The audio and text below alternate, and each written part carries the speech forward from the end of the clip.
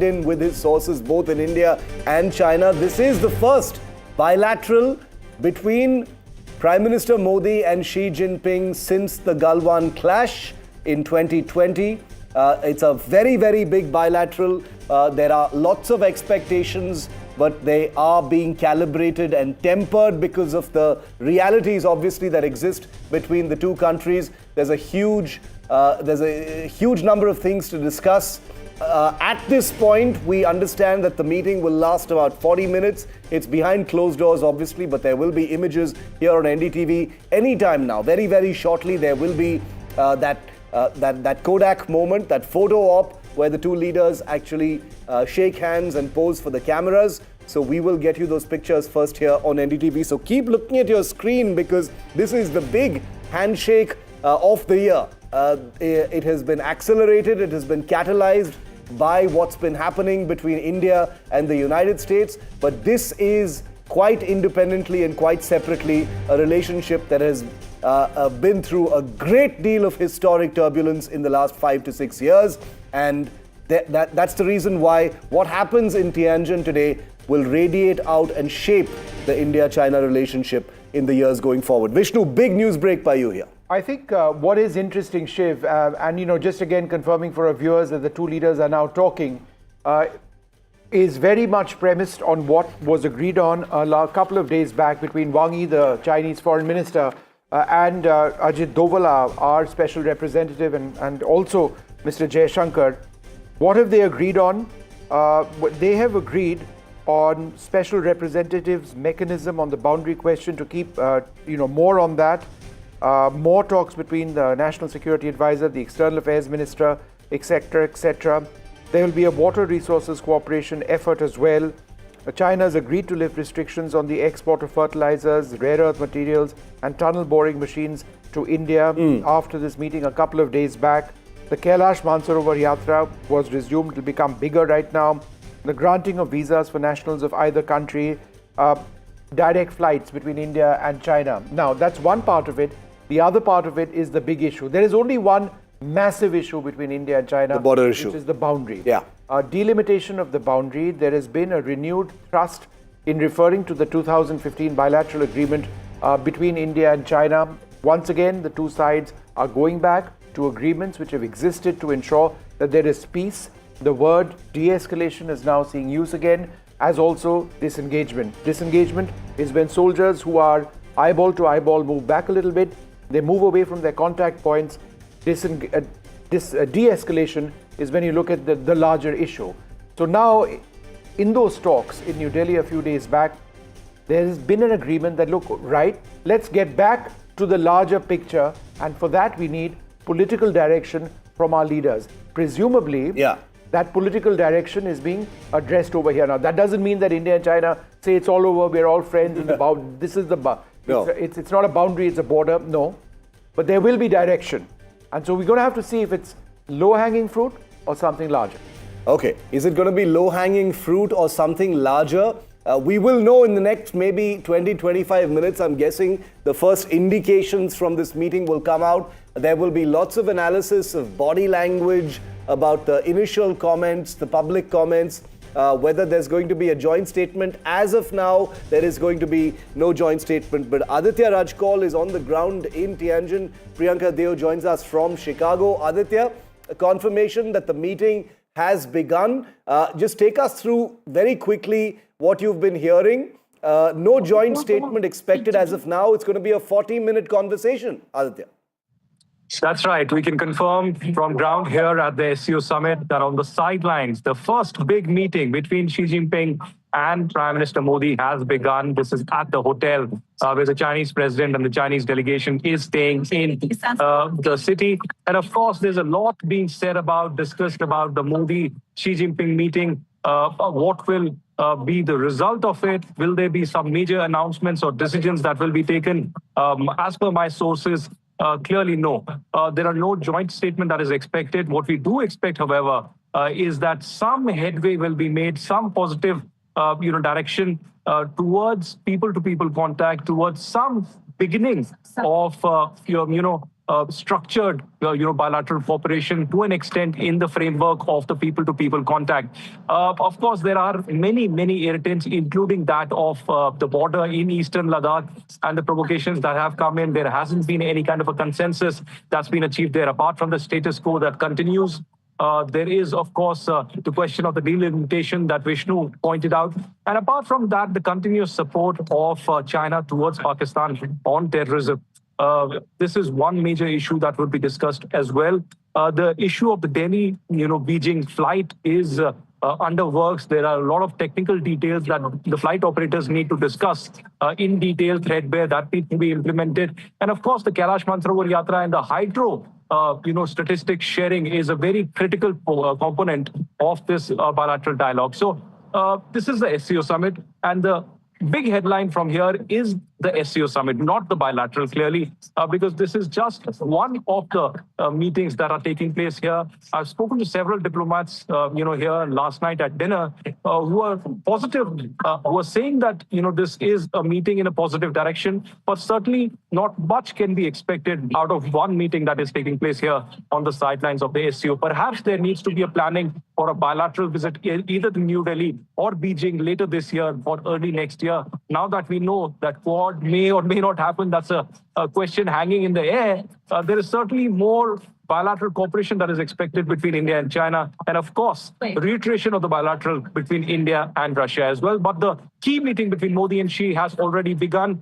Within the next 30 to 40 minutes, we have more clarity with the first pictures coming in of the body language, of the tenor, of the way these leaders are speaking. We'll wait if any initial comments will come out of it. But clearly, a big, big development. Modi and Xi meeting here in Tanjin on the sidelines of the SCO meeting. We saw some positive momentum from the Kazan last year, and then a series of meetings between the leaders of the both countries, and now the top leaders meeting here in Tianjin. Clearly a significant development that the Americans and several Western countries would be also observing very, very closely. All right. So in terms of meetings that are taking place, it's not just the one over here with President Xi. He'll be meeting the Myanmarese leader, will Prime Minister Modi, later today. There was some talk about a meeting with the Iranian leadership. Are you hearing anything on that, Aditya? The works. If it isn't a bilateral, then it will be a pull aside. But confirmation is only, Vishnu, about the three bilaterals that will happen. First one has begun between Modi and Xi Jinping. This will be followed by the bilateral with Myanmar. And tomorrow is that big day when Putin and Modi will be meeting, and this will be before Modi takes off for New Delhi. So clearly, these three are the formal, structured bilaterals that will happen. But there are dialogue underway with Iran as well. If it isn't a bilateral, as I suggested, it could be a pull aside or a brief meeting between the top leaders of India and Iran, because India is certainly working on the rebalancing factor also. There is going to be a lot of rebalancing. Globally, India is seen as a very close partner of Israel, strategically speaking. There are defense ties, ties in technology, agriculture, water, but there's also historic ties with Iran. There is the Chabahar port as well. And a lot of communication that has continued between India and Iran during the recent 12-day war. And India spoke to both the leaders during that time as well. So clearly, India's significance as a peacemaker is of importance at the SCO summit. Zelensky reaching out, and now there is talk of the meeting between the Indian and the Iranian leaders as well. Priyanka, you think Trump's going to have something to say in the next few hours about this this conversation that's taking place in China right now, or perhaps he's going to wait till the Putin conversation tomorrow? I mean, he's been pretty quiet for the last couple of days. When does Trump have nothing to say? Of course, he's going to have something to say about it.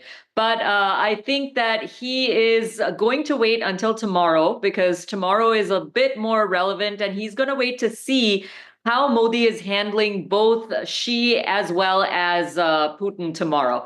And then I think he might make a statement on his Truth Social. So, I mean, keep in mind, this is one of the few multilateral forums where India, China, and Russia are literally sitting at the same table, attending the same summit without the US being present at all. So for India, it is a platform to engage with China without conceding, and also to build influence among Central Asian nations where China and Russia are dominant, which might sway what the conversation is about tomorrow as well. So I think that this is a significant opportunity for Modi to elevate his global stature and potentially position himself for a Nobel Peace Prize. So the Truth Social post may be about that.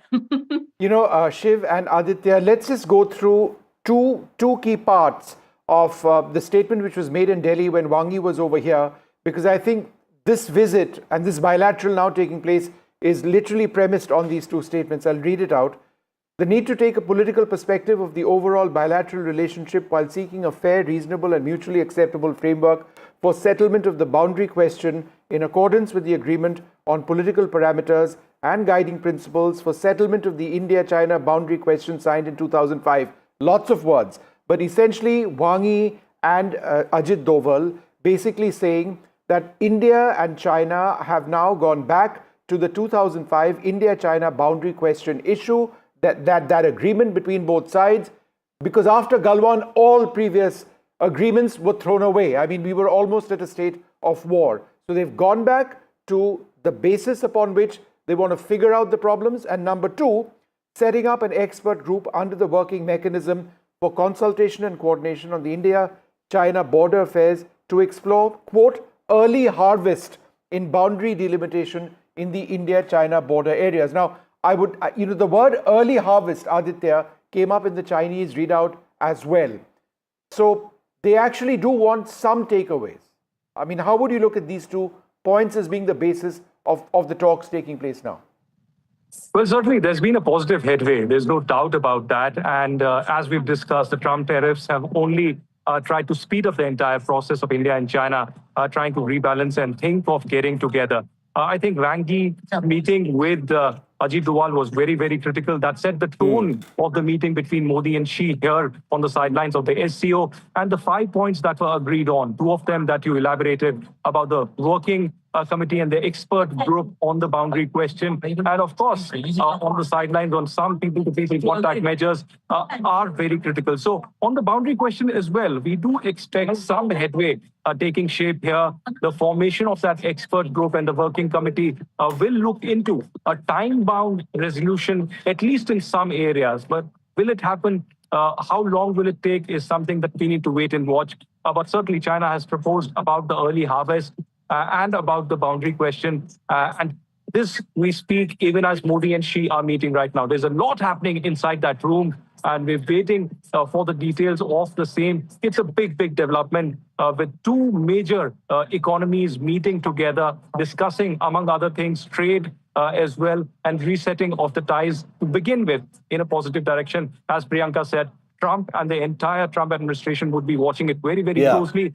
He's been unrealistically very, very silent these couple of days, but certainly we do expect some troubling remarks from him, perhaps tomorrow. Because I agree with Priyanka. I think tomorrow is a little bit more relevant. I want to hear what Navarro has to say. I'm not interested in Trump. I want to hear what Navarro has to say after Modi meets Putin. I think that's going to be more interesting. I think Navarro may have been a little stumped by Zelensky's phone call yesterday to the Prime Minister, and maybe he's still figuring out what to do, and maybe his team has said, let's wait for the Putin meet, and then maybe we'll have a more well-rounded kind of response, or maybe he'll just think of something more racist to say. But Vishnu, I wanted to ask you, because you've tracked the boundary question for a long time. You've seen all the twists and turns firsthand as well, more than any of us. And I'm not saying that's because you're older than any of us, but I'm just saying. He just rubbed it in and said that he wouldn't. But I just want to say, it is the least low-hanging fruit. Let's be very clear.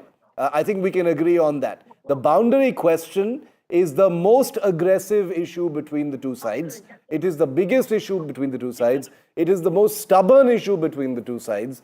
India and China have gotten close to talking about a new approach and a new mechanism. How many committees have we heard about, Aditya, in our entire life that have sat and talked about this issue? But Vishnu, your perspective on that. We're least likely to see any visible kind of headway as far as the boundary question is concerned, despite all the noises language being used in statements so far. No, you're quite right. I think they will make more noises and more statements saying that we are now going to talk about de-escalation. We are now going to talk about delimitation. Just the use of the word delimitation is a huge step forward considering what we've seen. But this is not stuff that's going to be sorted out. Look, the differences, look at the East. India, in Arunachal Pradesh, it is our state. China says it's their state. They go about, as Aditya was mentioning, renaming parts of Arunachal Pradesh in Mandarin. That certainly will not work for us. There are areas over there which are very sensitive. The Chinese have been building up along those border areas, in areas which India claims to be our own. So that's a huge issue over there. Somebody has to budge. Is India going to budge? Is China going to budge? We've seen violent clashes in Arunachal Pradesh as well. We've seen a massive build-up of Chinese air bases on their side, not just to the north of Arunachal Pradesh, but in the east of the Fingers area, which lies to the east of Arunachal Pradesh. The central sector, much more settled, much more peaceful. And, if there is... Central sector is Uttarakhand, etc., right? Yeah, it's much more settled, much more peaceful. And I think, there is a great deal more that is possible. That is a real low-hanging fruit in saying that, okay, fine, we are more or less sorted out over here. Let's ensure that remains. Eastern Ladakh, right? The fact of the matter is that after 1962, in fact, even before 1962, after 1959, beyond a certain point, India has not really been able to move east. The China, what they have done right now is that they have pushed their claim line to what the 1962 claim line was. And that is where the new line of control, as it were, in Eastern Ladakh lies. Now, in the last couple of years, the good thing, and we forget about this, which has taken place, is the creation of buffer zones. For example, on the north bank of the Pangong Lake, between Finger 3 and Finger 8, is an area which India says is ours, China says it is ours. So they very smartly said that neither side is going to occupy that area. In Galwan, we claim that the bend of the river in the Galwan Valley is ours. China says no, it's ours. So neither side does that. They're several hundred meters behind. And that has happened in other places as well, right? So that's a smart way in the Hot Springs area, for example, where both sides have de-escalated their tensions. But what we now want is a movement over here, because you don't just want buffer zones, you want some sort of disengagement over here, some sort of boundary over here. You can call it a line of actual control, but it's not a buffer zone. It then just sort of improves the status of that. So can that be done? Again, that's something both sides will have to agree on. And the point that everyone needs to be reminded is when the Galwan clash happened, and Aditya, I'll bring you in on this, it was the first time that there had been a significant violent escalation between soldiers on both sides since 1975. Since what happened in Nakula in Sikkim. That was the last time shots had actually been fired between the two sides. And even though no shots were fired in Galwan, the ferocity of the clash, which left 20 people dead on the Indian side, over 40 dead on the Chinese side, according to some reports, was one of the worst sort of non-war clashes between the two sides. So that needs to be kept in perspective as well, Aditya, that we are just 5 years out from what was, let's face it, one of the worst breakdowns in security on the border.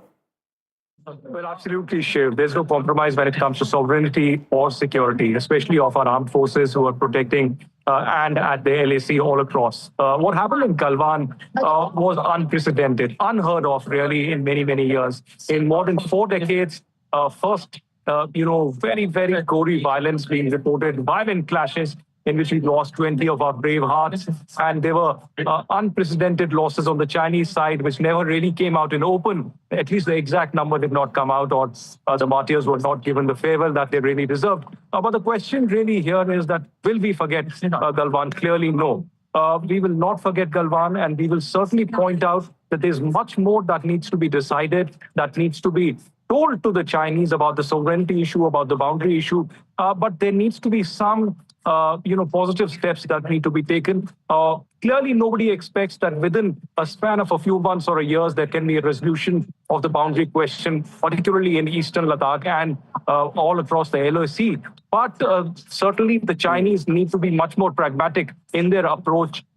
These boundary question talks that happen between the special representatives, Ajit Doval and Wang Yi, it clearly cannot be only diplomatic measures. There needs to be much more, and there need to be steps that need to be taken, not just formation of the expert committees and the working groups, but there needs to be practical on-ground steps taken by the militaries of these both countries. And that will only happen when China realizes that you can't always have an expansionist tendency. But when you have historical ties with India, you need to build on that momentum, especially in this time in history.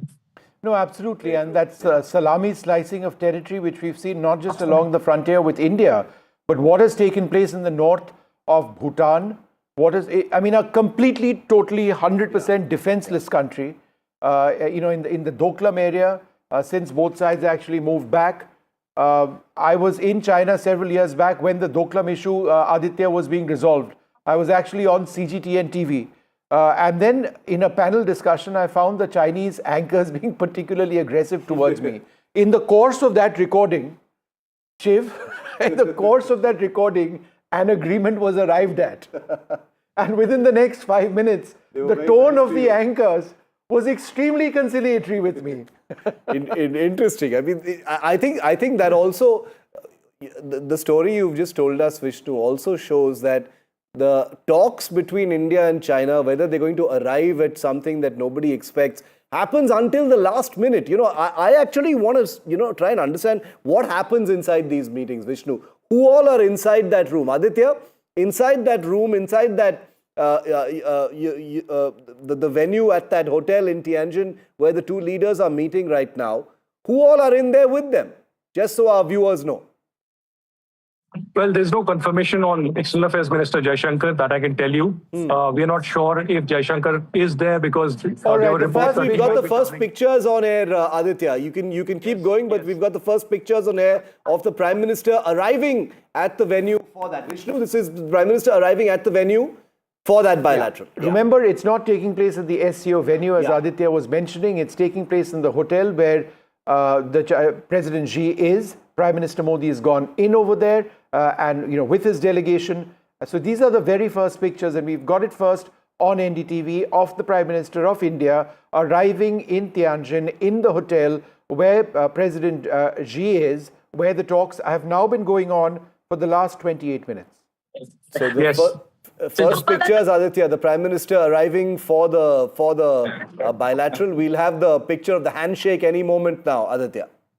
Well, absolutely. The first picture breaking here on NDTV of Prime Minister Narendra Modi arriving for the first big bilateral, the handshake between the tiger and the dragon, the tango that happens within those 40 minutes of meeting that is taking place right now. But Shiv and Vishnu, you asked me a question about the bilateral, what really happens, who all are there. Most of the things that happen during the bilateral are already discussed. But this is a last-minute approach by the top leaders to have that kind of a bonhomie, and that bonhomie result in some kind of a positive measures that could be announced at the last minute. But most of the other stuff, the diplomatic stuff, has been discussed by either the foreign secretaries or the diplomats at the lower level or the ambassadors as such. Apart from Prime Minister Narendra Modi, NSA Ajit Doval is very much here. We have the India's ambassador to China, Mr. Rawat here. And apart from that, Vikram Misri, the foreign secretary, is also here in attendance. There are counterparts. We saw the visual of the China's ambassador to India also welcoming Prime Minister Narendra Modi yesterday. As I said, there is a huge question mark whether External Affairs Minister Jaishankar is here or not. Because there were some reports that he would be traveling to Europe. We'll have to wait for the visual of the meeting to come to confirm that. But these are the first visuals amid the tariff announcement of Trump, of Prime Minister Narendra Modi now not just reaching China, but approaching... Okay, we've got live pictures. Aditya, first live pictures of the meeting here. There's no audio in these pictures, so we're going to talk over them. Okay, there is no audio, just so our viewers know that there is no audio in these pictures. That's Prime Minister Modi along with Xi Jinping. First images of the handshake again here on NDTV of the two leaders shaking hands and their two delegations sitting down for this very, very important bilateral. National Security Advisor Ajit Doval is also visible there in those pictures, along with Prime Minister Modi. Wang Yi is there with the Chinese president. These are the first pictures of that bilateral. There's a a quick glimpse of the handshake between the two leaders, which we'll put on your screen also in just a minute. Vishnu, first pictures. I would assume the Foreign Secretary Vikram Misri is there as well, but this is just historic. It's the first time you've got an Indian Prime Minister in China since the Galwan clashes of 2020, which were fatal clashes. The fact that you've got them sitting down in conversations, in talks, that is absolutely huge, what is taking place. Now, let's be realistic, as we've been saying, that, don't expect very much. But I think the fact that you've got the leaders talking to each other, it's been preceded by a huge process, which has resulted in them coming to the stage, a process where the special representatives on the border issue have met, Wang Yi and Ajit Doval, where both the leaders have said that, we have decided on all sorts of mechanisms to deal with the boundary issue, but we leave it now up to our political leaders to give us the guidance, let us expect an early harvest, quote unquote. These are the words which have been used. Will there be that early harvest? I would suspect it may not be something very large on the border or boundary issue. If there is something, I would suggest it's on a part of the border or boundary, but perhaps it may not be that. But I will tell you what is likely to happen. Further statements on, trade between India, air travel, religious sites, more of them opening up in China. The Chinese have no problems with that per se. We expect more of that taking place, which would be in the context of the relationship very, very big. But it's the economic part of the relationship, the trade, the rare earths, the fertilizers, the chemicals, the electronics. India needs all of that. China is a world leader in manufacturing over there. Despite all of the problems that we've had with China, remember, throughout this period, trade between India and China at many levels has continued. It's not enough to say that, we switched off TikTok and therefore the relationship from an economic standpoint went off. That's not the case. Shiv, I would like to know what actually happens of TikTok. Yeah, if you ask me, that's a fairly low-hanging fruit to be sorted out over. Not just a low-hanging fruit, but one of possibly the widest possible interest, when it comes to populations across the country. Because let's face it, this is a young country. The banning of TikTok took a heavy toll on the online community as well. There has been talk about TikTok being unbanned. There was a rumor recently which the government actually denied. But some people got it. Is that even on the table? We don't know. We don't know if that's on the table, Vishnu. But if it is, it's no small thing. TikTok is a huge it connects millions of people around the world. We don't know if it's on the table, but it's big. Yeah. I don't think it's going to happen that soon, quite frankly, because there's that entire concern in India at so many quarters about Chinese IT systems and social media infiltrating into the Indian setup and the impact that may have. Some of the fears are exaggerated. Some of them perhaps may not be. That's another sort of aspect of all of this. But just look at the pictures. I mean, who would have thought, 5 years after our soldiers were killed in action, Chinese soldiers killed in action in Galwan, there would be this situation where they're shaking hands. But Shiv, this is the point I was making. It's not a massive, there's no hug over there, right, which is Modi's style. There's nothing beyond a polite, courteous gesture among two, very formal. Very formal is how I would characterize this. Very business-like, right? And then getting down, a hand of friendship, a formal welcome, then both sides getting down, delegation level talks. And Vishnu, also remember one thing, very formal, very procedural in many ways, cordial of course, polite. They both got smiles on their face. And that's it, nothing more than that. And we will read much into body language, even though Xi Jinping tends to be quite an inscrutable leader. This is a country that plays a lot of mind games. These things are usually never representative of what's really happening beneath. Okay, Ambassador Ashok Kantha is with us. He's just come out with a book as well on India-China relations. Ambassador Kantha, very warm welcome to you. You've Thank you. Joined us live just as these pictures have dropped in, sir. of the handshake between Modi and Xi Jinping. I'm not sure you can see the pictures yourself, but you can well imagine. No, I can see pictures. You can see the pictures. Tell us, Yeah. tell us what's going on. How do you read what's happening between the two leaders in this sort of photo op, but also the larger question of what you're expecting from this engagement, sir? Well, photo op, I think Vishnu has characterized it quite well. It's a sort of business-like, matter-of-fact handshake. Neither side showing too much exuberance. I think that's very befitting. It's an important meeting, no doubt about it. The Prime Minister is visiting China after a gap of 7 years and under unusually difficult circumstances when our relations with the USA are under considerable stress. And there is a process of rebuilding relations with China, which is unfolding. But this is going to be a step-by-step process. There are difficult challenges. I heard earlier you discussing TikTok and those apps which were banned. That is just partly illustrative of the nature of problems, but partly also concerns we have vis-a-vis China. Yeah. Security concerns, other concerns. So this will take time. What we are doing now, as I can understand, a dual track approach. On one side, we are putting greater primacy on border related issues.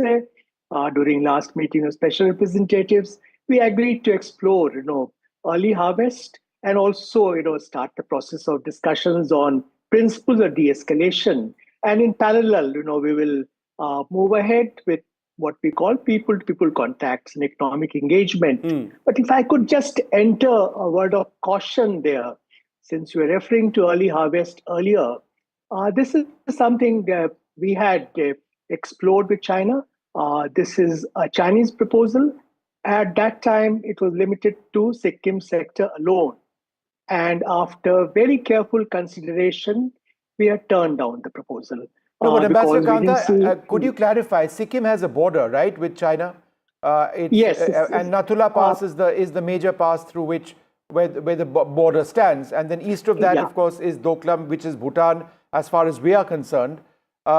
So in terms of low-hanging fruit, or what the Chinese actually call early harvest, those words find mentioned in our agreement, in our document as well, what are the other parts of the boundary which can be made into a border?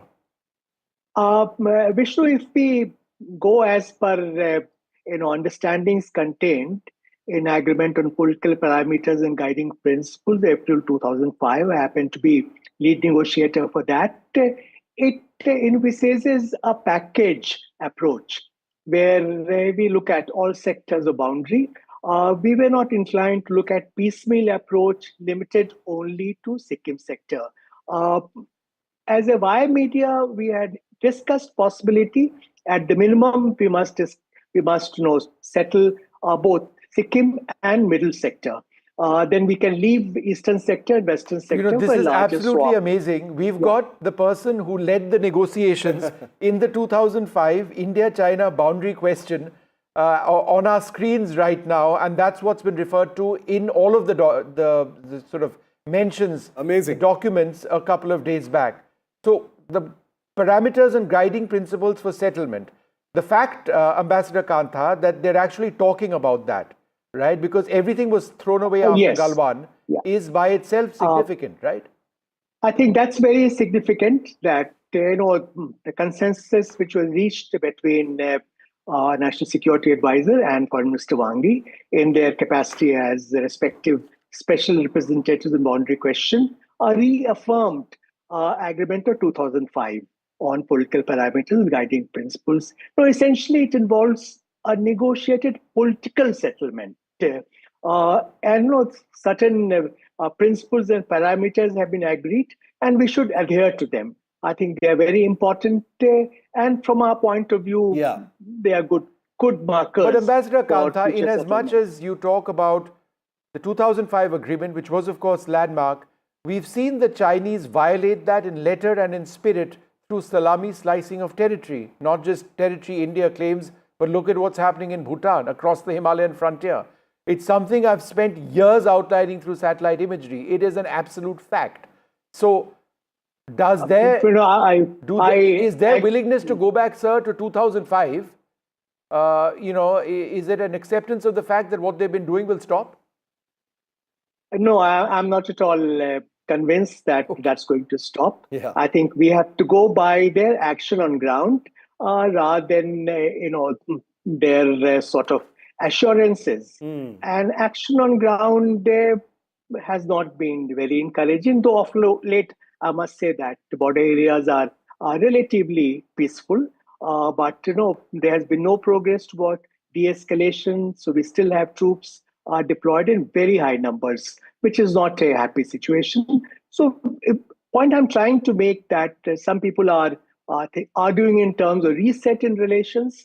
I think that will be unrealistic. Yeah. Some people arguing that there must be a sort of Russia, India, China strategic convergence to counter USA. Again, that doesn't quite gel with objective realities. So let's improve relations with China. Let's seek what Prime Minister called stable, productive, and constructive relationship with China, which is very important, but with our eyes wide open. All right, we've got some audio from that meeting. Yeah. Let's listen to the bilateral. इससे पूरी मानवता के कल्याण का मार्ग भी प्रशस्त होगा। परस्पर विश्वास, सम्मान और संवेदनशीलता के आधार पर हम अपने संबंधों को आगे बढ़ाने के लिए प्रतिबद्ध हैं। एजेंसी चीन द्वारा एचसीओ की सफल अध्यक्षता के लिए मैं आपको बहुत बहुत बधाई देता हूं। एक बार फिर चीन यात्रा के निमंत्रण के लिए और आज की हमारी बैठक के लिए आपका हार्दिक धन्यवाद। I just wanted to go back to Ambassador Kantha for a moment. Ambassador Kantha, since we are now talking about the 2005 agreement being the basis upon which these talks are taking place, and since you were lead negotiator, and it's an agreement I know quite well, Article 7 of that says, and I quote, this is language which you had worked on, in reaching a boundary settlement, the two sides shall safeguard due interests of their settled populations in the border areas. Why is this important? This is important because what China is doing is that they've been building villages in areas, including in areas which we claim to be our own, making villages over there, right, 100 home villages, and then saying that this is ours, and therefore they are going around Article 7 by saying that this is our settled population. I make a village, yeah. I therefore claim I have a population there. Does this not violate the letter and spirit of this? But just to give you background, why we were keen on, this was our proposal that we must safeguard the interest of us settled population because, as you know, Chinese would like us to see Tawang and some other areas. To safeguard that, we pushed them. This was literally the last article of the agreement to be agreed upon. I'm aware of what they're doing, so-called Shaokhang or wellness villages they're setting up. Well, most of them are not on our side of the line of actual control. Boundary, yes, because they're doing in Aksai chain also areas which we believe belong to us.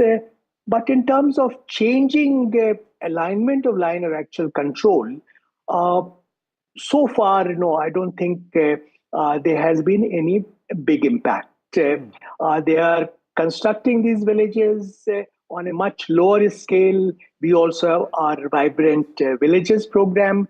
They are sort of solidifying their control because these are really dual-use villages. They're not just villages. They're also meant to be part of their defense strategy. So we have to monitor it very closely. If they try to develop certain villages on our side of line of actual control, we must prevent that. I'm aware that in Bhutan, they are There are developing villages on Bhutanese side of the boundary. Yeah, very much so. So, Ambassador yeah. Kanta, one more question, because I think it's important that we get into the nuances of the boundary discussion between India and China. In Arunachal Pradesh, we have the McMahon line. That is the boundary as India sees it. And now there is a line of actual control in Arunachal Pradesh as well. The part I don't understand is, when did we have an LAC in Arunachal Pradesh which was different from the McMahon line? I thought at one stage they were synonymous. Yeah, actually, if I could explain, China also agrees that the line of actual control is basically along McMahon line boundary. But we differ on interpretation of McMahon line boundary. Our interpretation is that it's the highest watershed in the area, and this was, Henry McMahon's idea also, as explained in his final memorandum. Whereas China would like us to transpose very small scale maps on current metric maps, which is illogical. This will lead to some areas which are on our side of LAC being disputed, including Sumdrongchu Valley. It falls in that category. You are aware of all controversy on Wangtung and what happened at 687. So therefore, there is a line of actual control. In other words, up to that area we dominate, and we don't. And conversely, so there are areas within our interpretation of the boundary which are occupied by the Chinese, which they claim to be their own, and which we don't necessarily physically dispute. These are very small pockets, right, which we call under adverse possession of China. And also I referred to Sumdrongchu Valley, and there's adjoining Namkachu Valley. There are some area there. There's another pocket called Longju is there. Then some parts of Xiaomi as well. Asafila, they do enter, but they're not controlling as such, but they do enter. So these are pockets, but by and large, we are controlling up to line of actual control. Ambassador, great speaking to you. Thanks very much for joining us. Thanks very much. Thank you. Indeed. Shiv. Okay, very, very interesting discussion on the micro details of the border between India and China. We don't know if there's going to be any kind of announcement over what the two countries plan to do as far as their long-standing border dispute is concerned. But as of now, the big picture radiating out from Tianjin is this one. Business-like, cordial, polite, very, very formal. None of the the usual kind of hugs that you see in Prime Minister Modi's diplomacy. It's never happened between these two leaders. We've got to be very clear about that. But this is not a reset. It isn't a reboot either, but a tactical defreeze between the two countries, with both sides seeing benefit in trying to normalize things between the two countries. President Trump has played... You've got a tweet from the Prime Minister. Yeah. And we are just going to play out on what he said in that, what he said in this meeting, Vishnu. That's right. Yeah.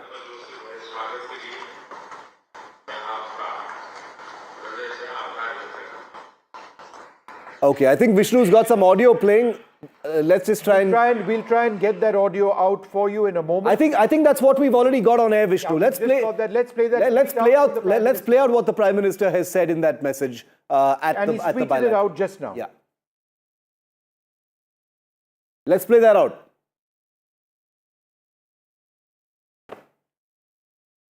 All right, we'll come to that in a moment, but these are remarks made during the meeting of the Prime Minister with President Xi Jinping.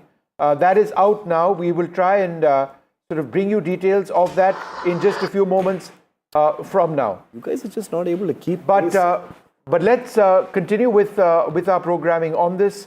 We will try and get you what the Prime Minister has said. This is important, because the meeting now has gone on for, I would suggest the meeting might actually have ended, but we will try and confirm that in a little while from now. Let's listen into what the Prime Minister said. स्वागत के लिए मैं आपका हृदय से आभार व्यक्त करता हूं। पिछले वर्ष कयान में हमारी बहुत ही सार्थक चर्चा हुई थी। हमारे संबंधों को एक सकारात्मक दिशा मिली। सीमा पर डिसएंगेजमेंट के बाद शांति और स्थिरता का माहौल बना हुआ है। हमारे स्पेशल रिप्रेजेंटेटिव्स के बीच बॉर्डर मैनेजमेंट के संबंध में सहमति बनी। कैलाश मानसरोवर यात्रा फिर से शुरू की। दोनों देशों के बीच डायरेक्ट फ्लाइट भी फिर से शुरू की जा रही है। हमारे सहयोग से दोनों देशों के 2.8 बिलियन लोगों के हित जुड़े हुए हैं। इससे पूरी मानवता के कल्याण का मार्ग भी प्रशस्त होगा। परस्पर विश्वास, सम्मान और संवेदनशीलता के आधार पर हम अपने संबंधों को आगे बढ़ाने के लिए प्रतिबद्ध है। एक्सेलेंसी, चीन द्वारा एससीओ की सफल अध्यक्षता के लिए मैं आपको बहुत बहुत बधाई देता हूं। एक बार फिर चीन यात्रा के निमंत्रण के लिए और आज की हमारी बैठक के लिए आपका हार्दिक धन्यवाद। All right, so a cordial statement over there from Prime Minister Modi saying that he sort of welcomes working with China closely in a cordial spirit. And we're going to play that out again, listen to a little bit more. But those are just introductory remarks. Einar Tanjin joins us as well. Rubinder Sachdev, a foreign policy expert. General KJS Dhillon, as well as Dr. Jayajit Bhattacharya. Thank you all very much for being with us. Einar Tanjin, this is the moment that all of us have been waiting for. Your thoughts on the first remarks of Prime Minister Modi, which, in Hindi he seemed to say that he seemed to suggest that both countries need to work together in a conciliatory spirit. I think that's the initial statement. By no means the sum and substance of what has been said, but your thoughts? Yeah, this is a moment of optics. It's really, I think, sending a very strong message to Washington, D.C. For their kind of arbitrary actions towards India, which I don't think anybody in India can concretely tell me why Donald Trump has turned on a relationship that in his first term he was trying to nurture. That's one part. But the other part is the longer lasting one, and that is the relationship between these countries, but not only these countries. Remember, Donald Trump has put tariffs on 180 countries, including some penguins who are quite confused. So at this juncture, India has an opportunity. It was the one that's India started the non-aligned movement. We are at a time when a bully is, striding the world stage, literally trying to take everyone's lunch money for no apparent reason. Right. India can stand up to it. India has been the balancing power both at the SCO and BRICS. And I would suggest that the reason that Washington is acting the way it is that it wants to pummel New Delhi into submission. It is concerned that if India leads the non-aligned world and tells the United States that that's the end of it. You can impose tariffs as much as you want, but they have to be uniform across all nations. You're not going to divide us in that old colonial game of having us go against each other. This would include China and Russia and many others. But it's an opportunity to stand up, to be counted, for Modi to take the mantle of leadership. And I think this is really what keeps Washington up late at night. I just wanted to introduce Professor Sierra Claire, who also joins us. Go ahead, Shiv. Professor Clegg, welcome, and to all of our guests as well. I see Lieutenant General KJS Dhillon also with us this morning. An important day. On NDTV, we keep it real. We do know that the media in general tends to overhype what can be expected from engagements of this kind, but we keep it realistic. There is cautious optimism. There's some good headway being made, a smiling handshake between two leaders, just 3 months after a mini war between India and Pakistan, where a largely Chinese arsenal was used against India, Chinese intelligence was used, is always going to be good news because India has consistently said that it is committed to positive relations with China. The Prime Minister has said it at this bilateral as well. Professor Claire, how are you seeing this meeting and what lies ahead? Yeah, I mean, I think, of course, India has to engage with China as well as, other countries in Asia, just as the US engages with China. I'm not sure of the significance of this organization, the SCO. Some people are talking about that it's sort of supposed to be a counterweight to NATO, although we haven't really seen any indication that they would be capable of doing anything in that regard. So, as you said, the Prime Minister is there and he's talking to the leader of China, and the U.S. as well has maintained dialogue with the leader of China. General Dhillon, as a soldier, are you, I don't know if suspicious is the right word, are you wary of all of these developments? Shiv, good morning and good morning to the fellow panelists and all your viewers. See, all these are very good things which are happening. SCO meeting, the Prime Minister going to China and interacting with them for first time in the last 7 years, especially after Galwan, especially after Sindoor, which you referred to, where Chinese technology and Chinese intelligence were used against the Indian state. So having said all that, and the border or the LAC issues, which were being very nicely brought out by Ambassador Sharda, being not resolved to the fullest. But having said that, what brings to the table in this SCO meeting is it's a 43% of world's population together. It's 1/4 of a world's global economy. And that is what is the composition of this group. But again, none of them have a shared objective with each other as part of this group.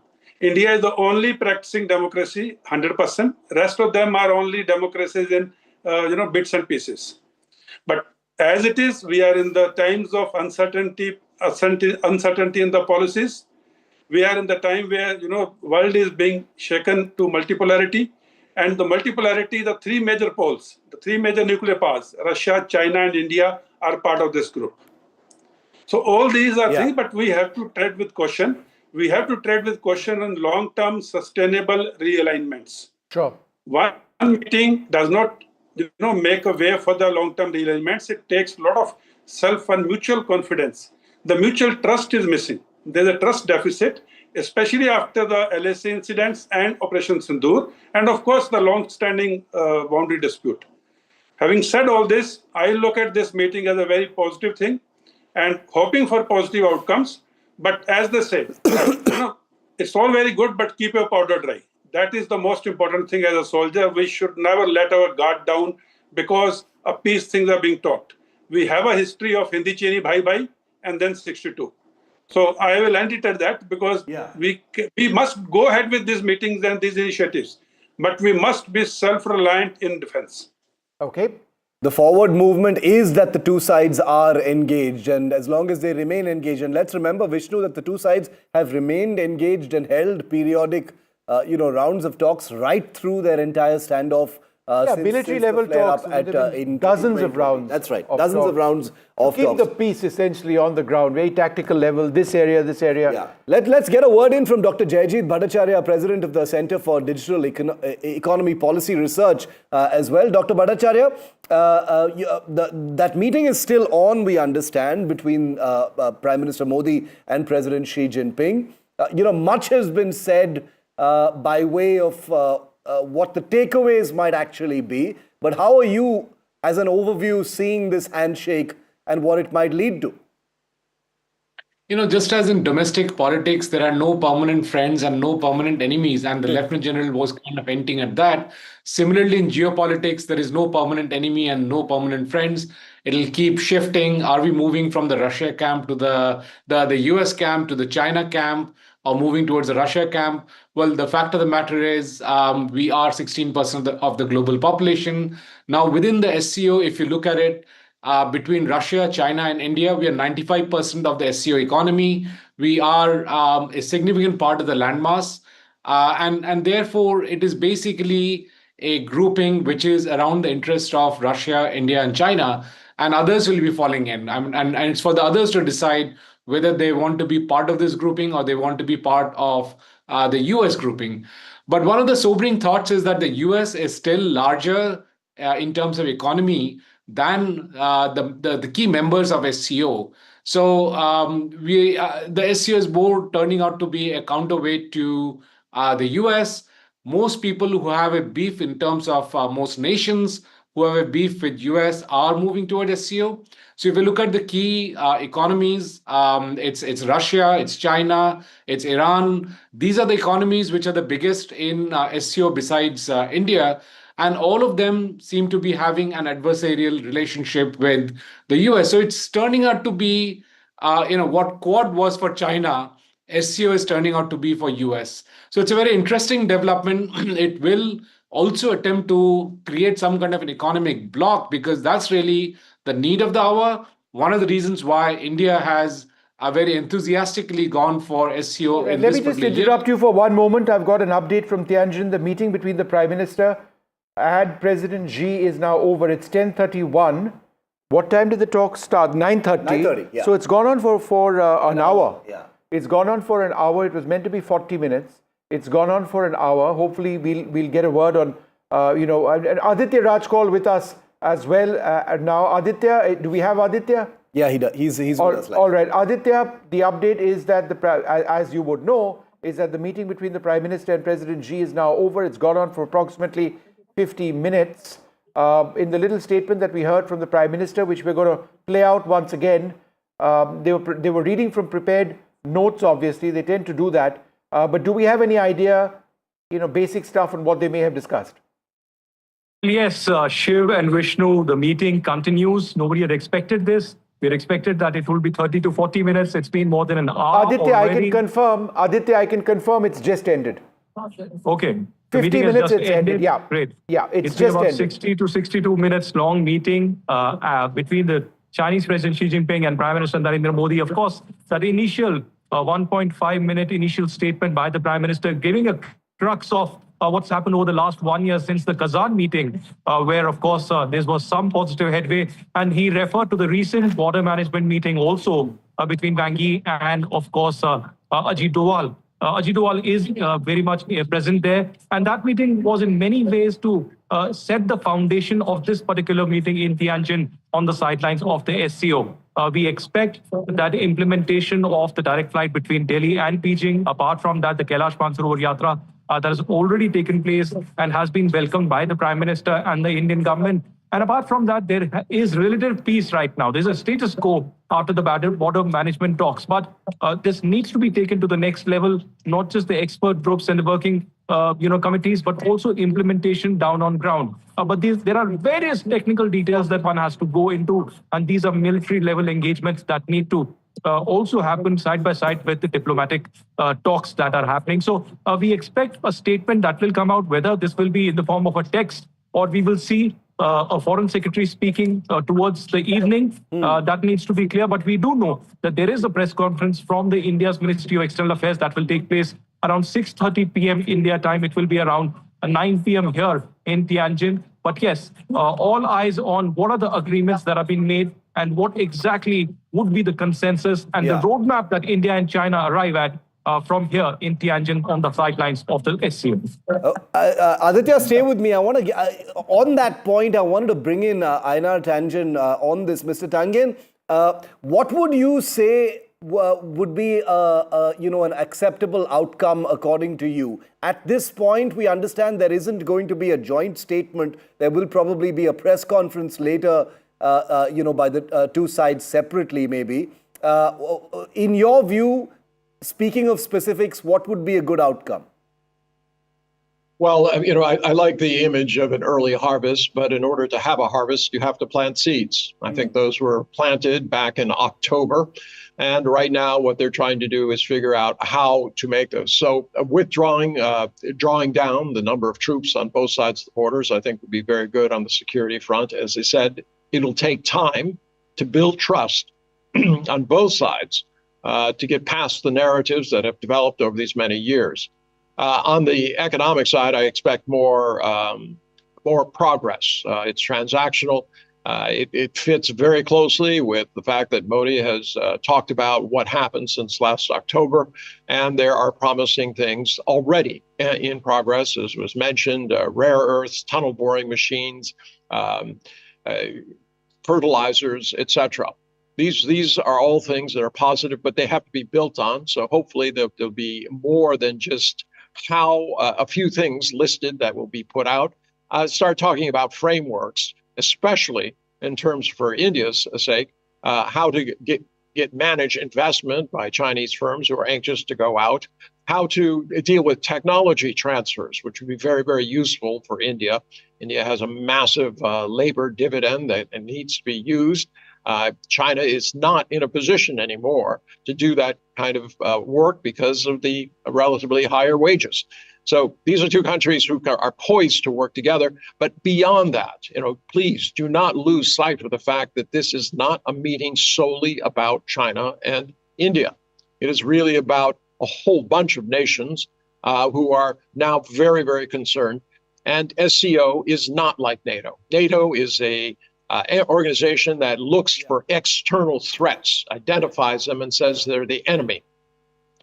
SCO says that the threats that countries need to be looking at and band together on are internal threats: extremism, terrorism, separatism. These are the types of things that I think are realistically the more concerned. So they're not interested in putting together large armies to face off against each other. They're concerned about maintaining stability, especially in a time. No, but Aina Tanjin, let me come in on that point on terrorism. What India really wants is a clear statement of terrorism which impacts India from Pakistan. That's been difficult. Yes. We've had our foreign minister, was it our foreign minister, Shiv? Our defense minister, who walked out of an SCO defense ministers meet recently. Didn't walk out. I mean, there was no agreement. Refused to sign the statement. Refused to sign the statement because it wasn't explicit enough on where terrorism impacts India. It comes from Pakistan. So therefore, if we do talk about terrorism, it would be a disappointment here in New Delhi if there wasn't explicit mention of the role of Pakistan. All right. And it would be a disappointment to everybody. Remember, terrorism is not something that exists just in India. All right. This is something that exists around the world. It is a common danger. That's what SCO does. I mean, if from China's point of view, they always wonder why India is concerned about terrorism only if it affects India. In Balochistan, there have been many more people killed and bus attacks, singling out men, executing them on the side of the road, etc. But there has been no cry out that this is an international issue and that it needs to be addressed, and that if you do not sign on to it, you are in essence supporting terrorism. So I think what your countries have to do is to talk about terrorism to get to its root causes, to, if there are state actors, expose them. Have investigations. Make sure that if you do not trust China to do it, have somebody else you do trust do it. Have Russia do it. Make sure that whoever is behind these are severely exposed and punished. There's no question about that. I mean, the whole point of SCO is to battle that. The difficulty is you have long-standing enmities between countries. Those need to be resolved, or you're going to have this situation where, once again, the colonial powers are using these divisions in order to divide and conquer. Okay. Rubinder Sachdev, let me come across to you next. All right, we don't have him. General Dhillon, would you like to take that question on terrorism? And say, as a soldier who's fought terrorism, as a corps commander, and even before that, we are very clear about this. And this isn't for a moment to suggest that India doesn't look with concern at terrorist incidents elsewhere in the world, but we have our own interests. We've suffered greatly. As a soldier, you fought terrorism. What Aina Tanjin mentions is Balochistan as well. And as to sort of make the point that Pakistan suffers from terrorism. But how would you look at that remark by Aina Tanjin? Thank you, Vishnu. And firstly, coming specifically to your question and the comment made by the previous panelist, what is happening in India, the terrorism is being sponsored by Pakistan as a state machinery. The terror hubs of Lashkar-e-Toiba and Jaish-e-Mohammed and other groups are prospering in Pakistan openly. They are there with their names and the global terrorists are roaming around free in Pakistan openly. And Pakistani nationals, Pakistani citizens are coming into India, pushed in by the Pakistan Army and the Pakistan ISI, having trained them, having equipped them, having financed them. Pakistani nationals are coming inside Indian territory and carrying out terrorist acts. Now, this is different from Balochistan freedom fighters who are the sons of the soil fighting against the Pakistan government inside Pakistan with their inherent homegrown aspirations. Now, these two can't be equated and they can't be hyphenated. Let the world be very clear about this.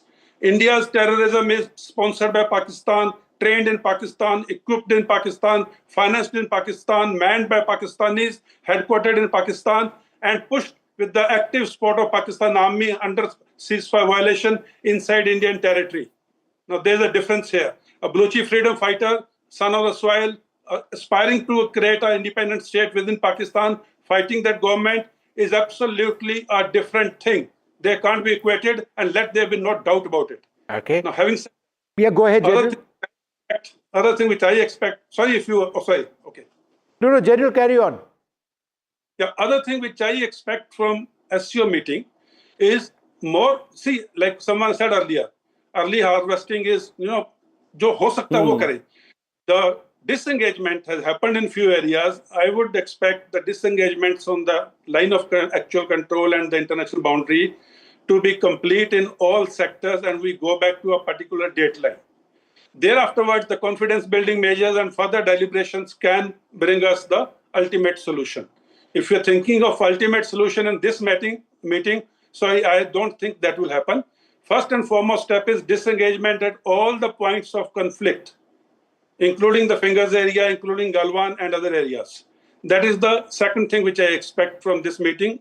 And first one, of course, we discuss the terrorism where Pakistan must be called out. And as Vishnu had just said, our defense minister refused to sign the defense minister's meeting document because Pakistan was not named. And Balochistan's reference, as done by the previous panelist, was made. So we are very clear on that. And third thing, which may not be my domain, is that we need to bring down the trade deficit, which is now nearing 100 billion, to offset the tariffs which Trump administration has enhanced. And that would be a good neighborly gesture where the trade deficit is brought down. We are able to export more items to China. And then people-to-people contact, as was also brought out during the introductory remarks by the anchors, that also must also increase. So these are few reliable or realizable expectations. And most important for India is Pakistan's act of terror against India must be called out. Tanjin, do you want to respond to that? I'm surprised that somebody in the military is defending terrorism. You might say that these are freedom fighters, but the fact is when they pull people off of boats, a bus, and indiscriminately shoot them in the back of the head, I don't think that's military. These are civilians. And I'm shocked, actually shocked, that you would even think that that's appropriate to defend. Now, they might have their own ideas about independence, etc. But the means are terrible. That's like saying that somehow somebody doesn't like India, they have the right to execute people who are just going on a peaceful pilgrimage. In terms of this idea that somehow, the general thinks that everybody needs to do something for India. That's nonsense. You don't make a trade by saying, what are you going to give me? All right? There has to be mutuality. You did not mention one thing where India was going to do something for China. You assume that somehow everyone needs to bow down. And this is the parochial view which is holding India back. India needs to be a leader.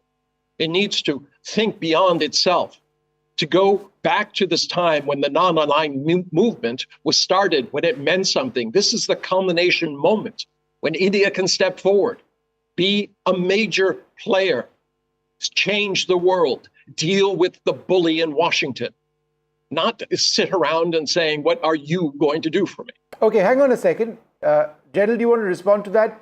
India needs to have something on the cards for others, in this case, China. It's not enough to say that we want this and we want that. No, absolutely. So China's... beef with India is that we have not marketed. General Dhillon, go ahead. Yeah. The point of equating terrorism in India with Balochistan movement. So that is not state-sponsored. Indian terrorism is state-sponsored by Pakistan, funded, equipped, trained at the cost of reputation, I'm saying. And Pakistani nationals are coming inside Indian territory and doing the terror acts. And these two cannot be equated, and this is what I have to respond. Otherwise, yes, when you are engaging with a country of two sizes, which are 1/6 of the world in their own domain, China and India, we both have 1/6 of the world's population. Naturally, there will be give and take. Bilaterally, there will be give and take, but on the point of terrorism, we are very clear it is Pakistan which is the fountainhead of terrorism all over the world. Okay, Dr. Jayajit Bhattacharya, you had a point to make. Go ahead. Yeah, I mistook you that the question is for me, and I was agreeing that there are issues that China believes is open from India's side. The border issues is one of the points, which is what the Lieutenant General was talking about. We need to obviously sit down and resolve it. It is tricky. We haven't been able to resolve it for over 70 years. But hopefully, between India and China, if we resolve some of these border issues, perhaps we can have India emerging as one of the poles in the world. And obviously, as we keep saying, it's a multipolar world. We can't be putting. All right, I'm interrupting you now because we've got some breaking news on what exactly has taken place in the meeting. And it goes like this. In his opening remarks during delegation level talks with Prime Minister Modi, the Chinese President Xi Jinping has said, "It's a great pleasure to meet you again, Mr. Prime Minister. I welcome you to China for the SCO summit. Last year we had a successful meeting in Kazan." There's more over here. Prime Minister Modi says, and I quote, "An agreement has been reached between our special representatives regarding border management. Kailash Mansarovar Yatra has been resumed. Direct flights between the two countries are also being resumed. The interests of 2.8 billion people of both countries to our cooperation. This will also pave the way for the welfare of the entire humanity. We are committed to taking our relations forward on the basis of mutual trust, respect and sensitivity." Jayajit, would you like to reflect on this, on what the Prime Minister has said? Absolutely. And I think that's exactly what we were discussing when the breaking news came in. It is a significant step forward if we can resolve the border issues once and for all. And whatever the changes have happened on the border, we understand villages have been put in on the border from the Chinese side. And therefore, some of the agreements that were put in earlier, they kind of become questionable. But if there is a resolve from both sides to really sit down and resolve it, it'll have significant impact on trade between US and between China and India. We are roughly about 30% of the global population, and therefore we should be able to move the center of the economic world and center of the world in that sense towards this part. All right, we've got another soundbite now coming in, I think of the Prime Minister or of President Xi. Let's just listen in. Mr. Prime Minister, it's a great pleasure for me to meet you again this time in Tianjin. Welcome to come to China for the Shanghai Cooperation Organization Tianjin Summit. Last year, you and I had a successful meeting in Galwan, and the China-India relationship had reset and started anew. The two sides have illicitly implemented the important consensus we have agreed, and the bilateral exchanges and cooperation since made new progress.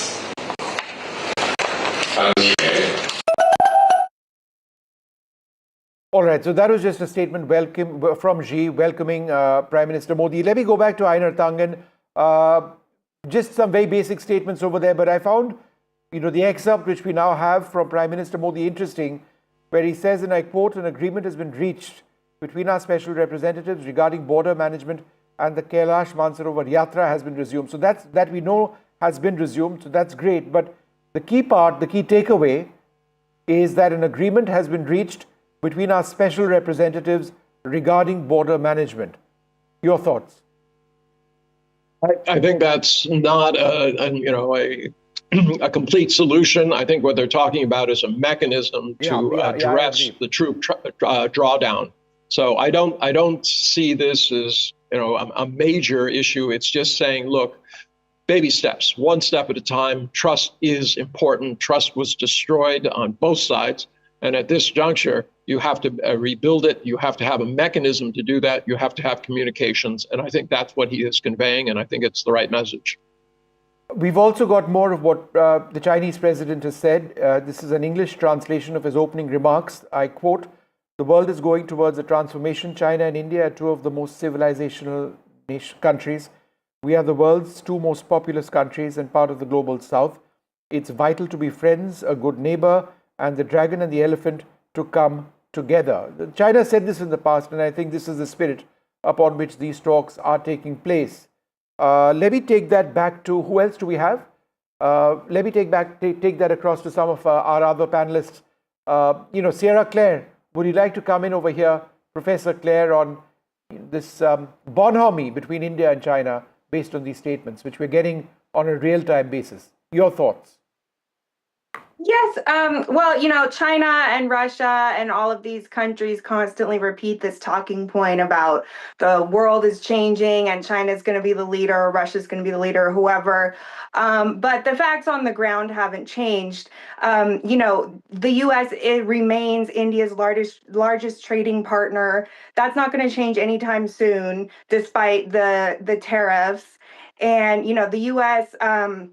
Is a very important partner to India and other nations in the global south, on important security issues like terrorism, maintaining peace. So I just don't agree with that statement. But as I said earlier, I think it's natural to have a dialogue with China.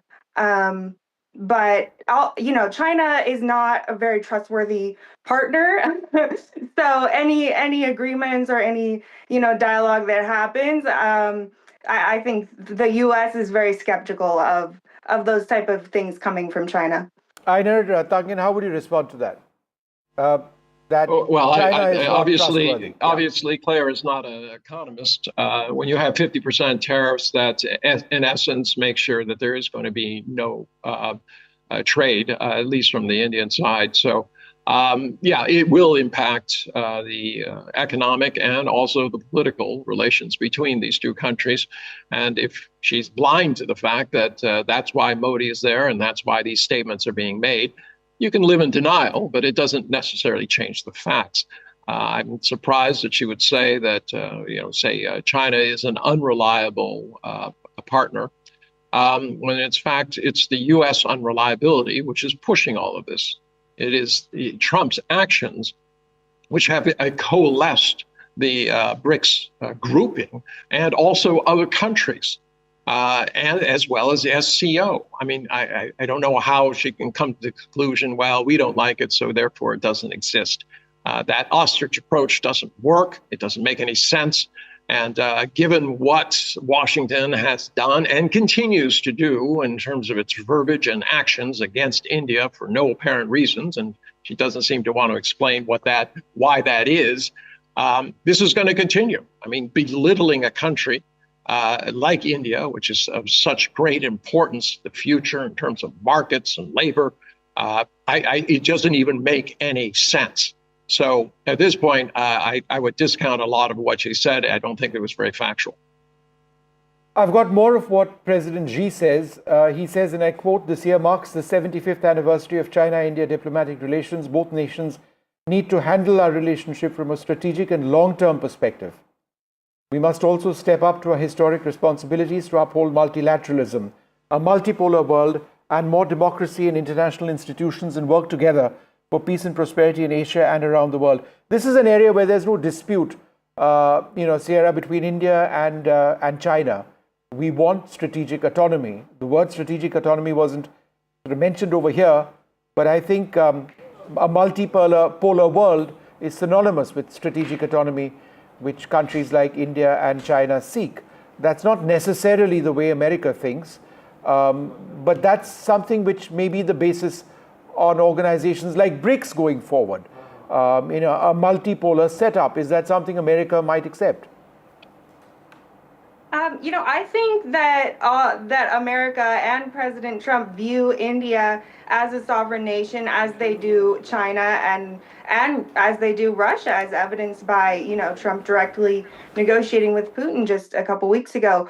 So the idea that America is trying to bully India or trying to force India to do anything through tariffs is just not true. India is a sovereign nation, and they have the option to make a trade deal with the Trump administration, which the administration continues to engage with India on that, and has shown that they want to ultimately normalize trade relations with India. These tariffs are specifically targeted about the Ukraine war. And, President Trump, that's how he engages in the world. He doesn't apologize for American strength, he embraces it. And India has benefited from that, as have many countries, because he's ended 6 wars in the past 6 months. So you really can't pick and choose when you want to use American strength and when you don't. He wants to end the Ukraine war. Sierra, I must interrupt. If one of the wars that Trump claims to have ended is the mini war between India and Pakistan, that's just factually not correct. It just didn't happen that way.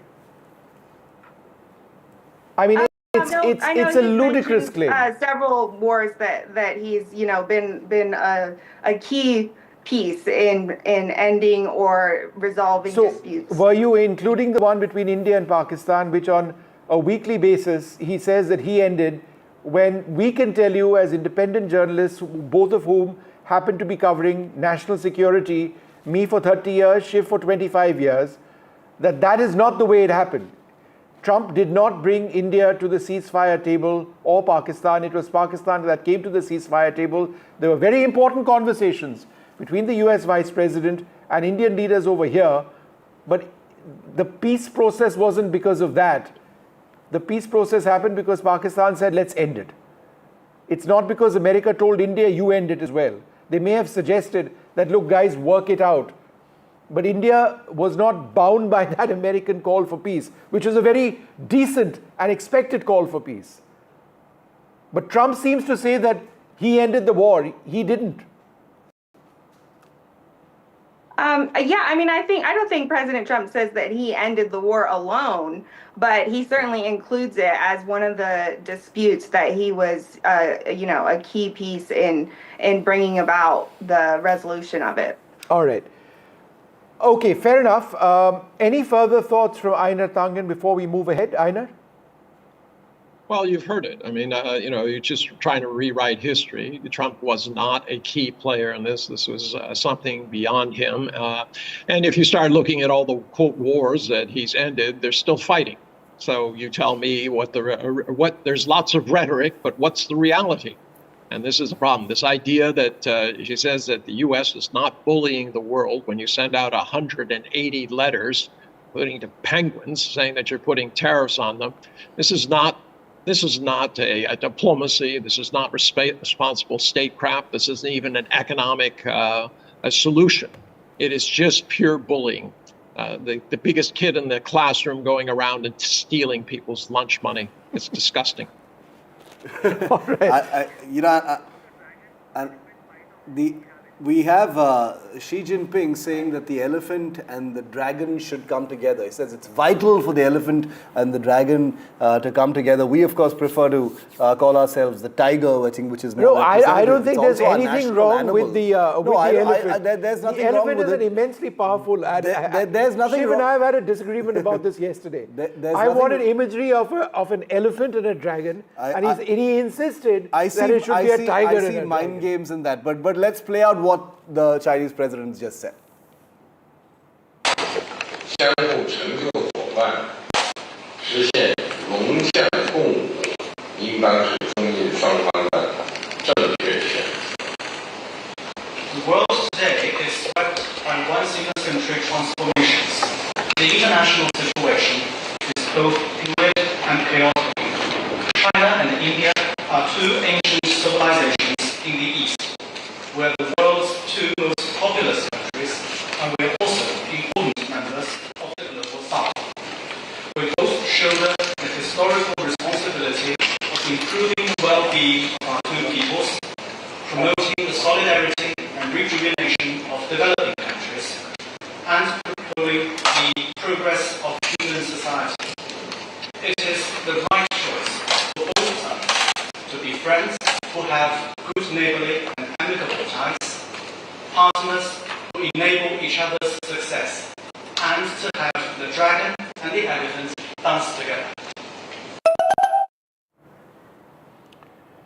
All right, so important statements there from Xi Jinping and Prime Minister Modi. Xi saying we are the world's two most populous countries, part of the global south, vital to be friends, a good neighbor, and the dragon and the elephant to come together. He spoke about multipolarity. That's something which, Shiv, India and China have no dispute on. We both want a multipolar system. Definitely have no dispute on, but, I just want to strike a note of caution, as we always must when it comes to India and China, because many of these things sound like they've been said before, and they have, between India and China. The last 5 years between the two countries have been a historic low, the lowest low since the 1960s and 70s. And therefore, this handshake has to be seen in that context. There is an intention towards an early harvest. Over the next 6 to 7 hours till this evening, we will know what those early harvest issues might actually be. Vishnu's talked about some of them. Most of them are likely to be, economic deliverables between the two countries. The seeds were sown, as Einar Tangen said, in Kazan.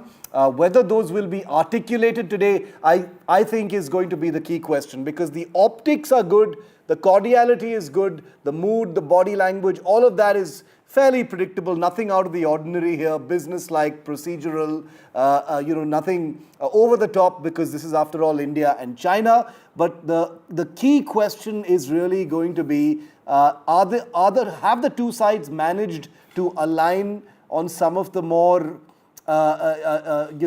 diversionary sort of realities of this relationship? As Vishnu in detail said in that conversation earlier, the boundary question, are we going to see anything more than just what the Foreign Office spokespersons have said so far? Because if it comes from Modi and Xi Jinping, Vishnu, that's a big deal. So that's one thing for the spokespersons. They are the deciders. They are the deciders. Absolutely.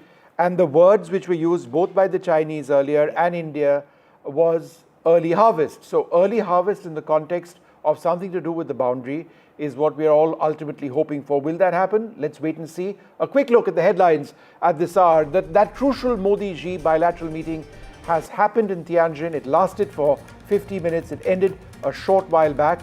The Prime Minister's key message during that bilateral meeting, it's a message of mutual trust. There must be peace after disengagement at the border. Xi says that the elephant and dragon must come together.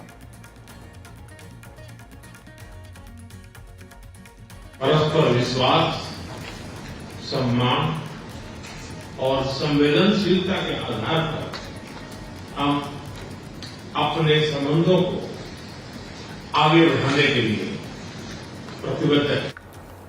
Putin is in China as well. He arrived yesterday. He slammed the US sanctions. The Modi-Putin bilateral is tomorrow.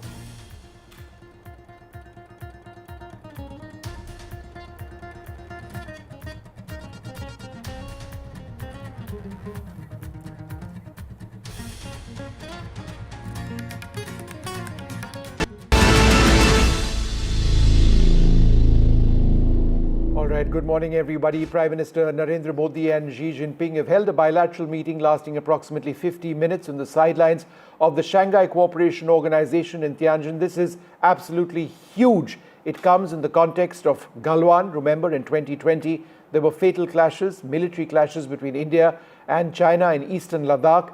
Relations plummeted to a near-war situation between the two nuclear neighbors. But now there appears to be a rather deliberate reset. They've held a bilateral, the leaders on the sidelines of the SCO. It lasted more than 50 minutes. It's the Prime Minister's first visit to China after 7 years. Speaking at the meeting, the Prime Minister said, and I quote, "After the disengagement on the border, an atmosphere of peace and stability has been created, and that an agreement has been reached between our special representatives regarding border management." So he used the word disengagement, right, Shiv? Yeah.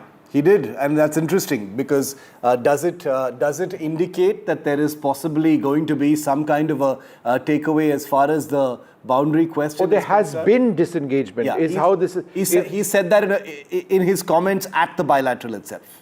So you see, again, for the benefit of our viewers, there are two things over here. It's so important to remember: there's disengagement and there's de-escalation.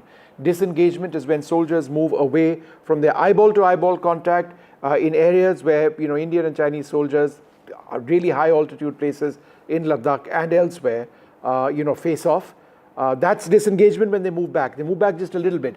And then there's de-escalation is when they move back hundreds of kilometers possibly, and then de-escalation itself is part of resolving the boundary issue. What the Prime Minister has said, and I quote, after the disengagement on the border, that seems to indicate the first layer. At least in some places, there's been some disengagement. An atmosphere of peace and stability has been created. So these leaders, Shiv, are operating in their talks with that having been achieved. Yeah, the two places where complete disengagement hasn't happened yet, even at the smallest levels, of course, are in Demchok and the Depsang plains in the north. But the other areas, disengagement has been successful. That's what the Prime Minister is actually acknowledging here. The key question now that the two leaders have met, of course, is what the early harvest takeaways might actually be. Will they manifest in the form of some kind of a statement or a comment from the Foreign Office in China? Certainly will have some aspects of that in the Indian Foreign Secretary's press conference, which comes up at about 6:30 p.m. India time tonight. So we'll have some aspects of that. But I can guarantee you that NDTV's Aditya Rajkol and Gauri Dwivedi, our team on the ground in Tanjin, will have an early warning, an early start on those facts as soon as we start getting them in. They're speaking their sources, in case you wondered, right now in Tanjin. So they'll be plugging into this coverage in just in a few short moments from now. We're going to have more experts joining us as well. But I want our viewers for a moment to look at these pictures. This is not the first time that Xi Jinping and Modi have shaken hands. They've met many times in the past, even since Galwan. They have met on different occasions. They've met in Bali, they've met in Kazan, they've met elsewhere. But this is the first time in 7 years that the Prime Minister of India is traveling to China, and is the first engagement of this kind since the Galwan clash, since the standoff began in eastern Ladakh. So the context of this conversation is extremely important, as are, Vishnu, the words that have been used by the two leaders. The Prime Minister talking about disengagement, Xi Jinping talking about how vital it is for the elephant and the dragon to come together. There's another thing, and I'm reading out exactly what the Prime Minister has said. An agreement has been reached between our special representatives regarding border management, and that India and China are, quote, committed to taking our relations forward on the basis of mutual trust, respect and sensitivity. So I would suggest that they are working towards fixing the border situation. Now, it's a huge border. We don't know what exactly they're talking about. Ambassador Ashok Kantha, who was with us a little while back, somebody who negotiated the 2005 agreement, said that for India, it was not one part of the border and not another part. It's the whole shebang that needs to all come together and be fixed. But the fact that India and China are back to talking about delimitation and the boundary itself and finding a solution, to me, is huge. Now, they've not spelled it out because I don't think they've gotten there. But I do believe, Shiv, with the Prime Minister saying that, then that is the political impetus which the special representatives of India and China, when they met in New Delhi recently, were talking about. That impetus has been given. And so now the people on the ground, the bureaucrats, the military leaders, the special representatives, the foreign ministers, they have their job assigned to them. That's right. They've been given those first indicators, and they now need to create those next steps as to what the relationship is going to look like, maybe 6 months from now. And the other key question that's weighing on my mind, Vishnu, is, and I wonder if we'll get a confirmation or a view on that, is about Xi Jinping visiting India. Is that going to happen at some point in the foreseeable future? Has there been an invitation extended? Will there be a summit next in India between the two sides? Remember, and this is something that requires constant reminding that this bilateral meeting between the two leaders is happening on the sidelines of the SCO. So it's not like the Indian Prime Minister has traveled to China for this bilateral. He's there to attend the SCO summit, the Shanghai Cooperation Organization summit, and amidst that, this bilateral is taking place. But will there be a pure bilateral, a bilateral that's not linked to any other summit? Could that involve Xi Jinping being invited to India in the next few months or within the next year? We don't know. That's a question that we're going to try and get some clarity on. Gauri Dwivedi is live with us from Tianjin, from the SCO summit venue. Gauri, interesting comments coming in from the Prime Minister as well as Xi Jinping. The Prime Minister talking of disengagement, Xi Jinping talking about how vital it is for the elephant and the dragon to come together. Your initial thoughts on these comments? Very interesting pictures, very interesting words, Gauri. Very interesting picture and an extremely interesting choice of words, Shiv. And also that tells you that as far as the two sides are concerned, priorities, roadmap and focus for the relationship may not be as aligned as we think. For us, there are some bigger concerns that still remain unaddressed, so to say, which is regarding border, which is regarding our national security concerns that we've raised on several occasions and continue to do so. As far as the Chinese president is concerned, there is a reason why he said and made those three very important remarks. First and foremost, when you impress upon the shared and the culture and history and civilizational connects of the two countries, you want to try and sort of bridge some of the contentious issues and try and demarcate the relationship between one aspect, which is around trade, culture, connectivity, and the second around, of course, defense and national security, which is what the effort has been. However, for India, it's a holistic picture. That's the first thing. Second thing, he made a very important comment about international organizations. Remember, this is also China's effort to try and create a parallel economic order, try and send out a message to the Western Bloc that, we are trying to create a parallel bloc right here. The military parade is also to be seen in that context. Okay. So his effort and his comment about international organizations. All right, hold on a second. Need to be seen in that Gauri, context. I'm interrupting you because the Prime Minister is addressing in his Man Ki Baat. Let's just listen. मेरी तरफ से बहुत बहुत शुभकामनाएं, बहुत बहुत बधाई भैया। थैंक यू सर, नमस्कार सर, जय हिंद। साथियों, एक भारत श्रेष्ठ भारत की भावना देश की एकता, देश के विकास के लिए बहुत जरूरी है और निश्चित तौर पर खेल इसमें बड़ी भूमिका निभाते हैं। और इसलिए ही तो मैं कहता हूं, जो खेलता है वो खिलता है। हमारा देश भी जितनी टूर्नामेंट खेलेगा उतना खेलेगा। आप दोनों खिलाड़ियों को, आपके साथियों को मेरी बहुत बहुत शुभकामनाएं। मेरे प्यारे देशवासियों, आपने यूपीएससी का नाम तो जरूर सुना होगा। ये संस्था देश की सबसे कठिन परीक्षाओं में से एक सिविल सर्विसेज का एग्जाम भी लेती है।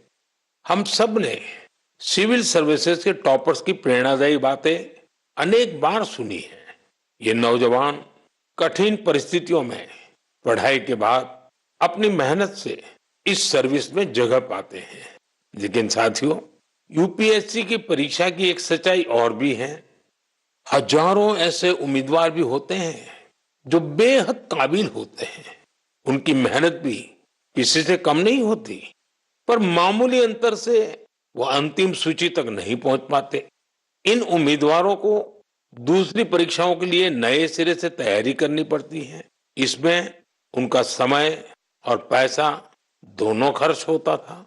इसलिए अब ऐसे होनहार विद्यार्थियों के लिए भी एक डिजिटल प्लेटफॉर्म बनाया गया है और इसका नाम है प्रतिभा सेतु।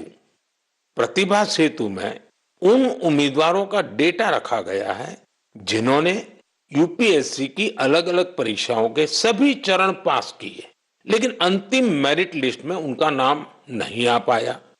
इस पोर्टल पर 10,000 से ज्यादा ऐसे होनहार युवाओं का डेटा बैंक मौजूद है।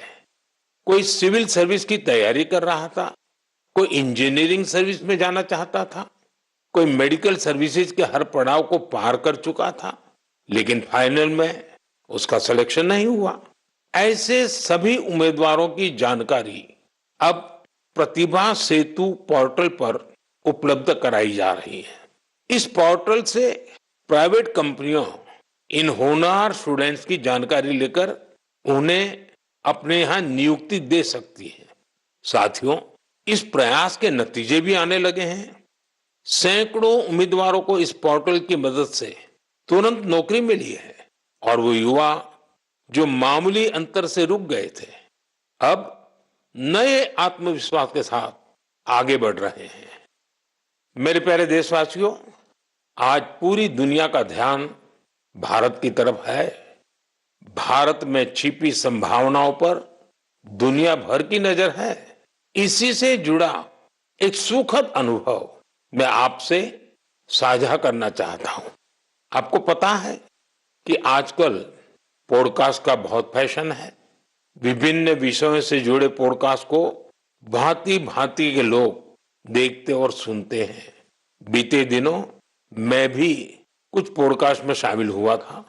ऐसा ही एक पॉडकास्ट दुनिया के बहुत फेमस पॉडकास्टर लैक्स फ्रीडमैन के साथ हुआ था।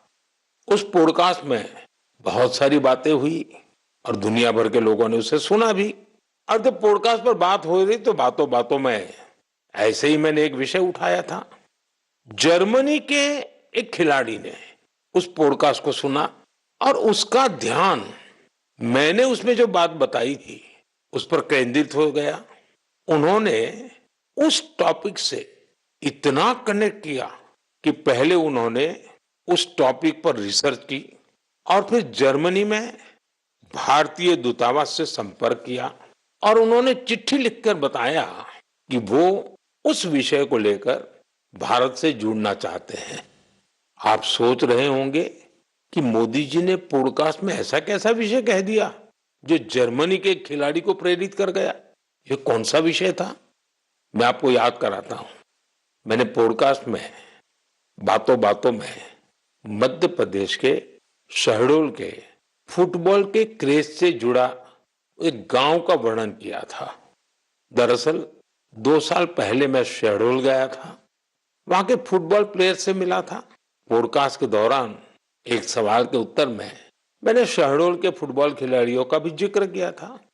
यही बात जर्मनी के फुटबॉल खिलाड़ी और कोच डिटमार बायर्सडॉर्फर ने भी सुनी। शहडोल के युवा फुटबॉल खिलाड़ियों की लाइफ जर्नी ने उन्हें बहुत प्रभावित और प्रेरित किया। सही में किसी ने कल्पना भी नहीं की थी कि वहां के प्रतिभाशाली फुटबॉल खिलाड़ी दूसरे देशों का ध्यान अपनी ओर आकर्षित करेंगे। अब जर्मनी के इस कोच ने शहडोल के कुछ खिलाड़ियों को जर्मनी की एक एकेडमी में ट्रेनिंग देने की पेशकश की है। इसके बाद मध्य प्रदेश की सरकार ने भी उनसे संपर्क किया है। जल्द ही शहडोल के हमारे कुछ युवा साथी ट्रेनिंग कोर्स के लिए जर्मनी जाएंगे।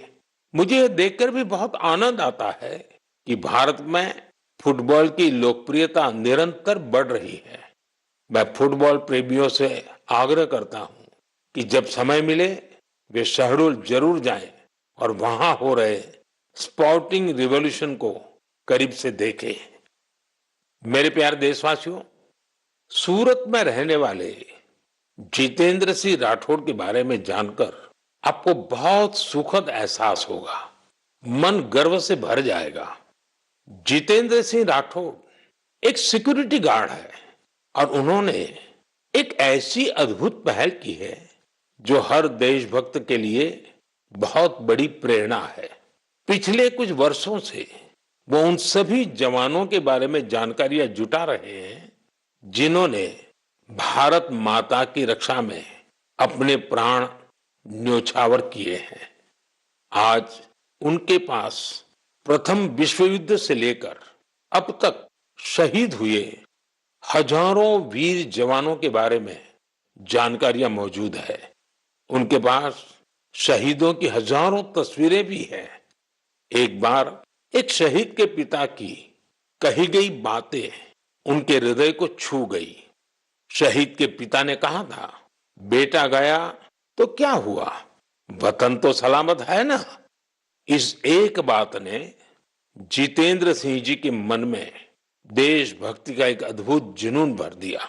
आज वो कई शहीदों के परिवारों के संपर्क में है। उन्होंने करीब 2,500 शहीदों के माता पिता के चरणों की मिट्टी भी अपने पास लाकर रखी है। ये सशस्त्र बलों के प्रति उनके गहरे प्रेम और जुड़ाव का जीवंत उदाहरण है। जितेंद्र जी का जीवन हमें देशभक्ति की वास्तविक सीख देता है। मेरे प्यारे देशवासियों, आजकल आपने देखा होगा अक्सर घर की छतों पर, बड़ी इमारतों पर, सरकारी दफ्तरों में सोलर पैनल चमकते हुए दिखाई देते हैं। लोग अब इसके महत्व को समझ रहे हैं और खुले मन से अपना रहे हैं। हमारे देश पर सूर्यदेव की इतनी कृपा है, तो क्यों न उनकी दी हुई उस ऊर्जा का पूरा उपयोग करें। साथियों, सोलर पावर से किसानों की जिंदगी भी बदल रही है। वही खेत, वही मेहनत, वही किसान, लेकिन अब मेहनत का फल कहीं ज्यादा है। ये बदलाव आ रहा है सोलर पंप से और सोलर राइस मिल से।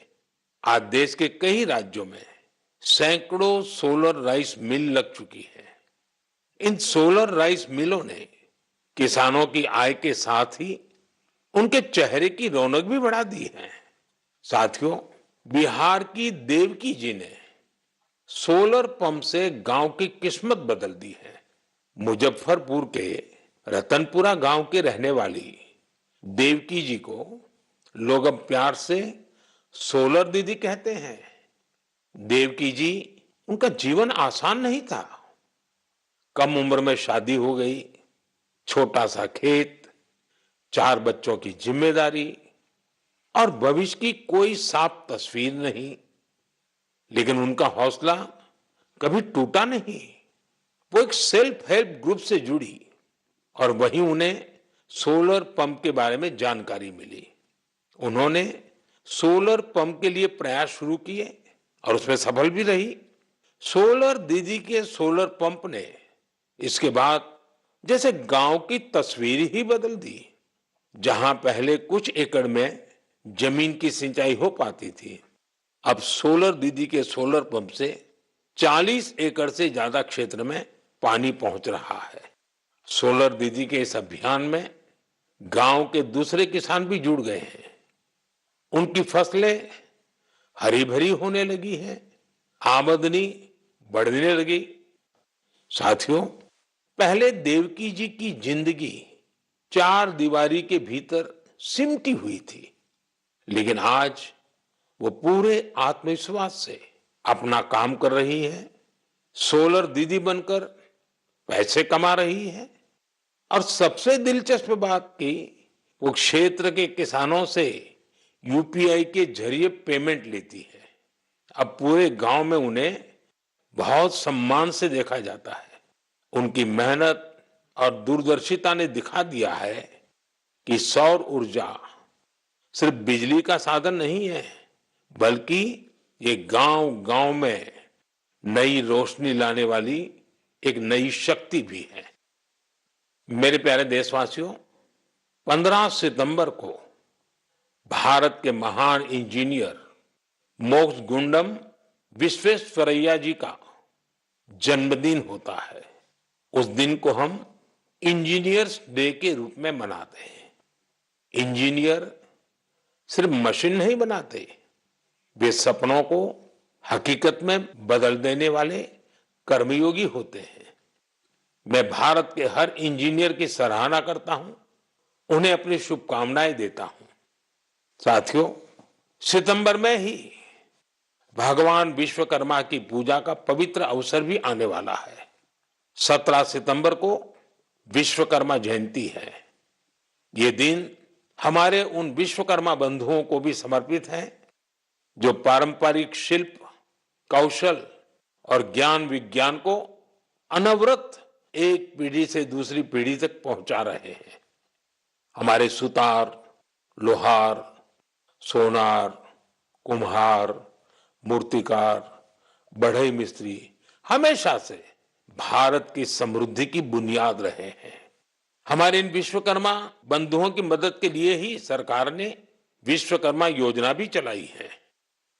साथियों, अब मैं आपको एक ऑडियो रिकॉर्डिंग सुनाना चाहता हूं। तो ये जो मानपत्र में आपने लिखा है, ये स्टेटों के बारे में मैंने जो कुछ किया या हैदराबाद के बारे में हमारी गवर्नमेंट ने जो कुछ किया, ठीक है किया, लेकिन आप जानते हैं कि हैदराबाद का किस्सा इस तरह से हमने किया, उसमें कितनी मुसीबत थी। सब स्टेटों के साथ, सब प्रिंसेस के साथ हमने वायदा दिया था कि भाई कोई प्रिंस का, कोई राजा का हम अलग फैसला नहीं करेंगे, सबका एक हिसाब, जैसे सबका होता है ऐसा उनका भी। लेकिन उनके लिए हमने वहां तक अलग समझौता किया। साथियों, ये आवाज लौह पुरुष सरदार वल्लभ भाई पटेल की है। हैदराबाद की घटनाओं पर उनके स्वर में जो पीड़ा है, उसे आप महसूस कर सकते हैं। अगले महीने सितंबर में हम हैदराबाद लिबरेशन डे भी मनाएंगे। ये वही महीना है जब हम उन सभी वीरों के साहस को याद करते हैं जिन्होंने ऑपरेशन पोलो में हिस्सा लिया था। आप सबको मालूम है कि जब अगस्त 1947 में भारत को आजादी मिली तो हैदराबाद अलग ही स्थिति में था। निजाम और रजाकारों के अत्याचार दिन ब दिन बढ़ते जा रहे थे। तिरंगा फहराने या वंदे मातरम कहने पर भी मौत के घाट उतार दिया जाता था। महिलाओं और गरीबों पर अत्याचार किए जाते थे। उस समय बाबा साहब आम्बेडकर ने भी चेतावनी दी थी कि ये समस्या बहुत बड़ी बनती जा रही है। आखिरकार सरदार पटेल ने मामले को अपने हाथ में लिया। उन्होंने सरकार को ऑपरेशन पोलो शुरू करने के लिए तैयार किया। रिकॉर्ड समय में हमारी सेनाओं ने हैदराबाद को निजाम की तानाशाही से आजाद कराया और उसे भारत का हिस्सा बनाया। पूरे देश ने इस सफलता का उत्सव मनाया। मेरे प्यारे देशवासियों, आप दुनिया के किसी भी कोने में चले जाएं, वहां आपको भारतीय संस्कृति का प्रभाव देखने को जरूर मिलेगा। और ये प्रभाव केवल दुनिया के बड़े शहरों तक सीमित नहीं है, बल्कि इसे छोटे छोटे शहरों में भी देखा जा सकता है। इटली के एक छोटे से शहर कैंप रोतोंडो में ऐसा ही देखने को मिला है। यहाँ महर्षि वाल्मीकि जी की प्रतिमा का अनावरण किया गया। इस कार्यक्रम में वहां के स्थानीय मेयर सहित क्षेत्र के अनेक अहम व्यक्ति भी शामिल हुए। कैंप रोतोंडो में रहने वाले भारतीय मूल के लोग महर्षि वाल्मीकि जी की प्रतिमा लगने से बहुत खुश हैं। महर्षि वाल्मीकि के संदेश हम सभी को बहुत प्रेरित करते हैं। साथियों, इस महीने की शुरुआत में कनाडा के मिसिसागा में प्रभु श्री राम की 51 फीट ऊंची प्रतिमा का भी अनावरण किया गया है। इस आयोजन को लेकर लोगों में बहुत उत्साह था। सोशल मीडिया पर प्रभु श्री राम की भव्य प्रतिमा के वीडियोज खूब शेयर किए गए। साथियों, रामायण और भारतीय संस्कृति के प्रति ये प्रेम अब दुनिया के हर कोने में पहुंच रहा है। रूस में एक मशहूर स्थान है व्लादिवोस्तोक। बहुत से लोग इसको ऐसी जगह के रूप में जानते हैं जहां सर्दियों में तापमान -20 से -30 डिग्री सेल्सियस तक गिर जाता है। इस महीने व्लादिवोस्तोक में एक अनूठी प्रदर्शनी लगी। इसमें रूसी बच्चों द्वारा रामायण की अलग अलग थीम पर बनाई गई पेंटिंग्स को भी शोकेस किया गया। यहाँ पर एक कंपटीशन का भी आयोजन हुआ। दुनिया के अलग अलग हिस्सों में भारतीय संस्कृति के प्रति बढ़ती जागरूकता देखकर वाकई बहुत प्रसन्नता होती है। मेरे प्यारे देशवासियों, मन की बात में इस बार इतना ही। इस समय देश भर में गणेश उत्सव की धूम है। आने वाले दिनों में बहुत सारे त्योहारों की रौनक होगी। उन त्योहारों में आपको स्वदेशी की बात कभी भी भूलनी नहीं है।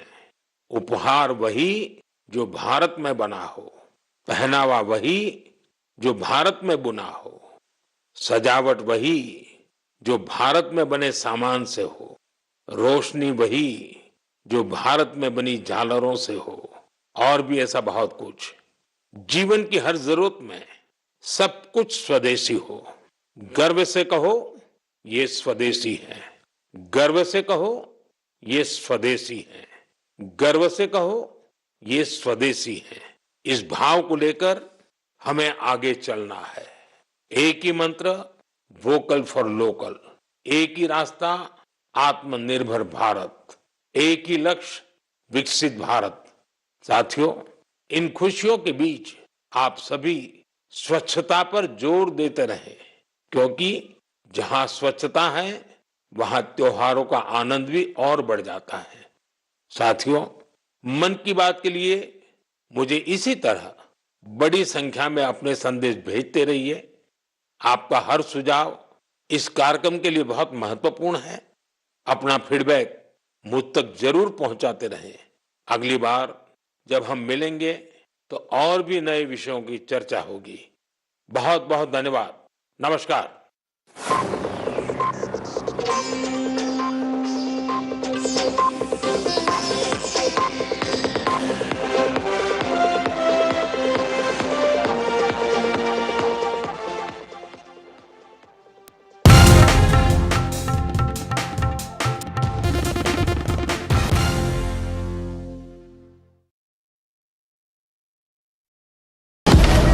ब्रेकिंग न्यूज का जमाना है। सबको तिल का ताड़ और राई का पहाड़ बनाना है। ऐसे में जनता के जूते के अंदर फंसा कंकड़ कौन देखे? बड़े बड़े मुद्दों के शोर में जमीन से जुड़े मुद्दे अक्सर खो जाते हैं। लेकिन देश तरक्की तब करता है जब जनता के माथे की शिकन हमारी हेडलाइंस बनती है। मैं सैयद सुहेल भारत को जीता हूं, भारत की बात बताता हूं। NDTV इंडिया पर।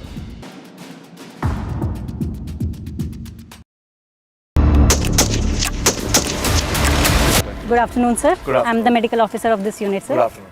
So nice to meet you. Thank you, sir. Same this side, sir. So this is the firing range. Yes, sir. This is our firing range, sir. You handle weapons, right? I've handled weapons. कि हम लोग एक तो shooting में we get to handle weapons. Yes. They are not real guns, but they are very similar. So the functioning of it is very similar. आपने training वगैरह? मैंने training भी ली है और I own a weapon also, licensed weapon. So I've shot in firing ranges in Mumbai and all. I'm a member also there. Wow. Ma'am हम ये क्या gun देख रहे हैं? ये इंसास राइफल है, sir. So this is Indian made? Yes, sir. Wow. And we'll be firing from, sir, AK-203. Okay. That is Indian made. That sir. is also Indian. Yes, sir. Can I look at the bullets? Yes, sir. Sure, sir. This is the bullet of insas, sir. The bullet will be different for the AK-203, sir. So I can fire this? Yes, sir. But somebody needs to guide me. जो limber आपके आदेश पर आप line position लेंगे। अच्छा। और इसके बाद इसको यहाँ पर आप सपोर्ट लेंगे। करेक्ट। लिम्बर में आप लाइन पोजीशन और बाट और खांडे का मिलाप रखते हुए और आप फोरहैंड ग्रिप पे पकड़ते हुए सीज का अलाइनमेंट करें। बर की आदेश पर आप मैगजीन वेट की अंदर पर घुसाना है। ओके। आगे सर। हाँ चलिए। Fire line of. हाँ लिम्बर ऑफ। फायर भर। चलो सामने टारगेट। अपना time first 5 round fire.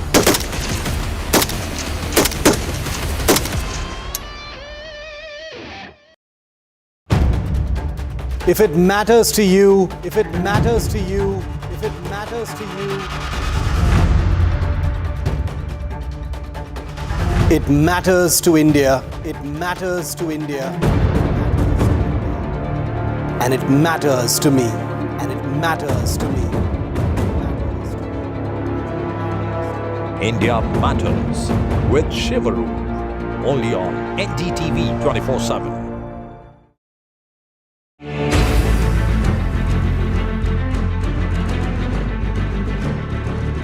The biggest Modi visit in 7 years. The biggest India-China icebreaker. biggest angle of the tiger and dragon. NDTV reports from Ground Zero, China. NDTV is the first Indian media crew that has reached here in Tianjin in China to cover the SCO summit. The news breaks, the body language, the mind games of a new beginning. We at NDTV will keep getting you every aspect, every update, every development first from Tianjin.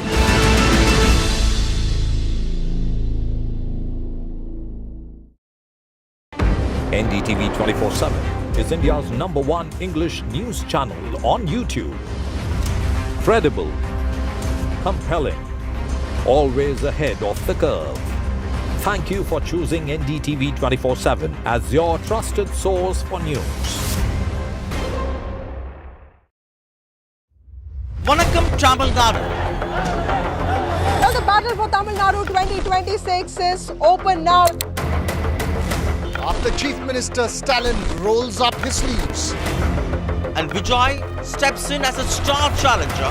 This is a mass gathering, not for cash. Meanwhile, a former Chief Minister, Edapadi Palanisamy, begins his fight back. The big comeback campaign by EPS has well and truly begun. These are all the ultimate players, and this is going to be the ultimate test.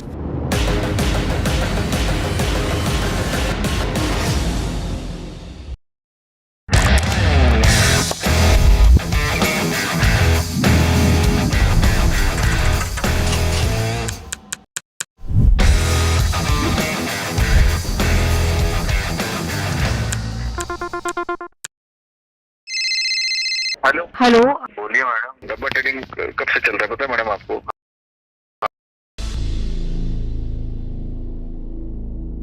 Good afternoon. The big story that we continue to track now for the last several hours, that crucial meeting between Prime Minister Narendra Modi and the Chinese President Xi Jinping. The first visit of Prime Minister Modi to China in 7 years, and the first one certainly to China since the Galwan clash.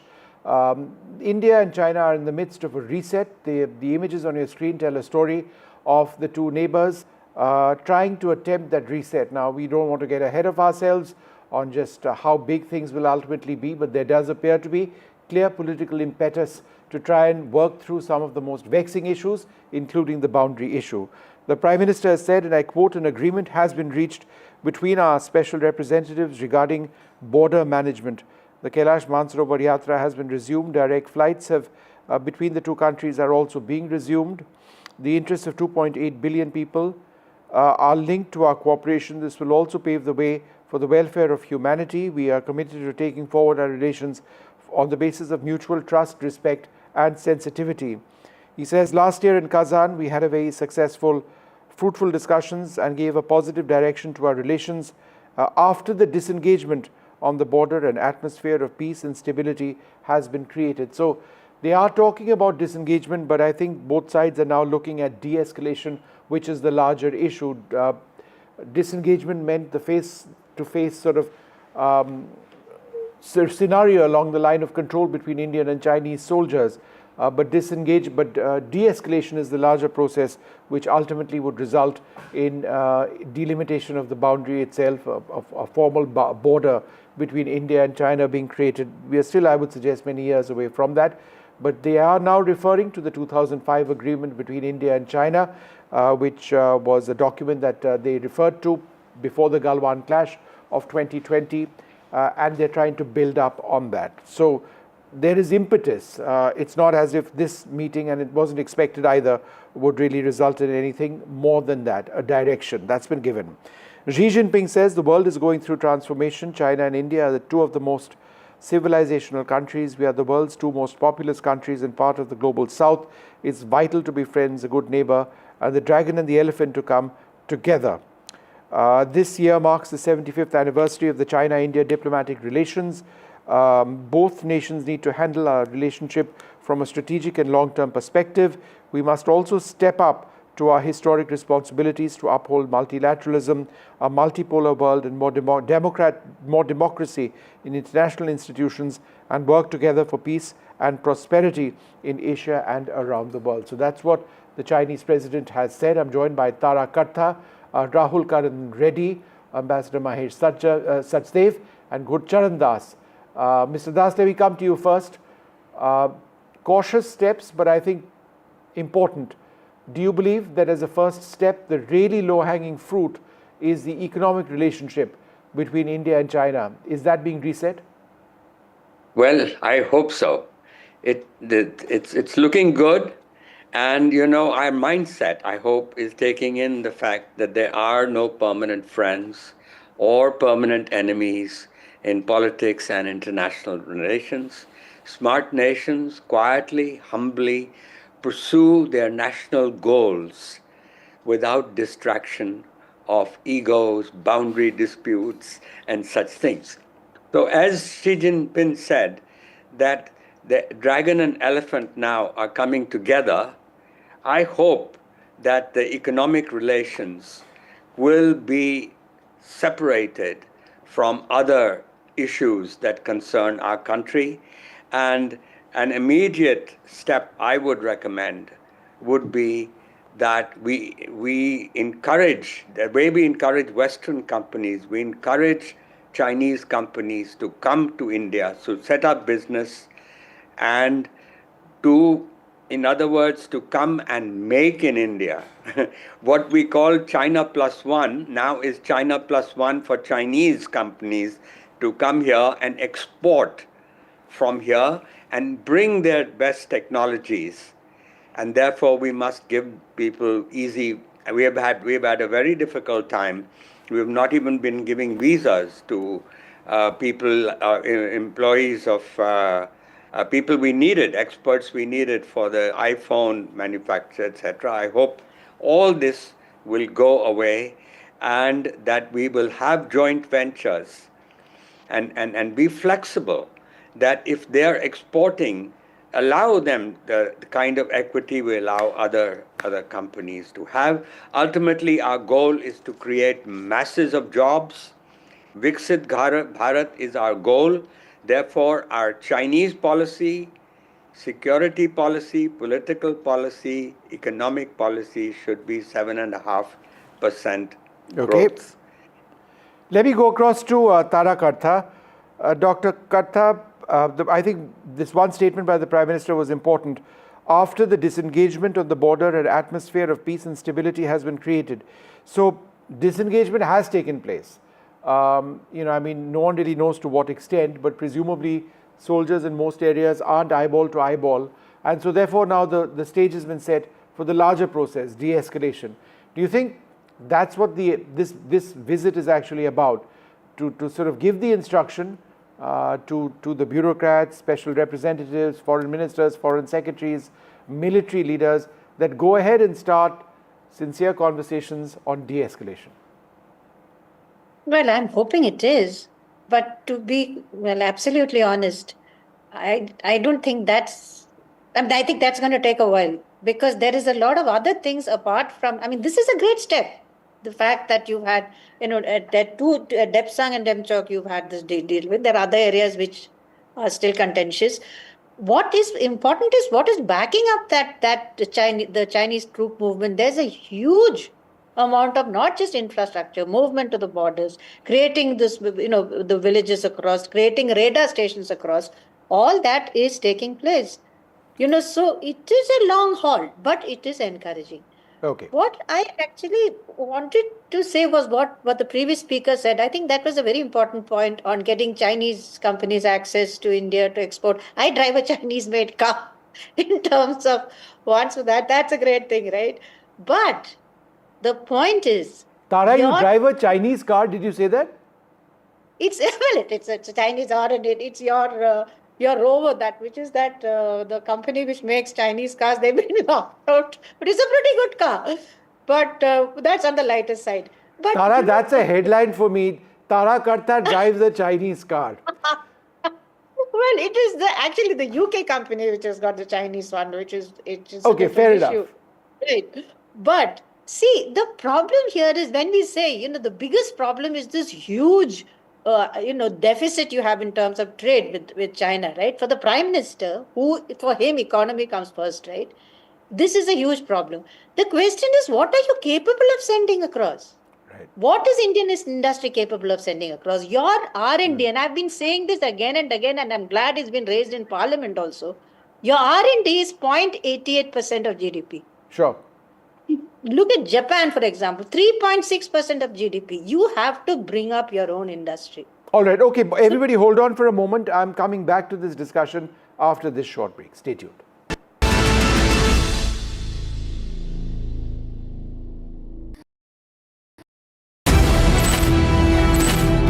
India's defense game is no longer evolving, it's transforming. The NDTV Defense Summit 2025 brings together the sharpest minds. One day, big conversations, bold ideas. The mission is clear. Stay ready, stay ahead. Leading from the front, the Honorable Defense Minister, Rajnath Singh. The NDTV Defense Summit 2025, Warfare in the 21st Century.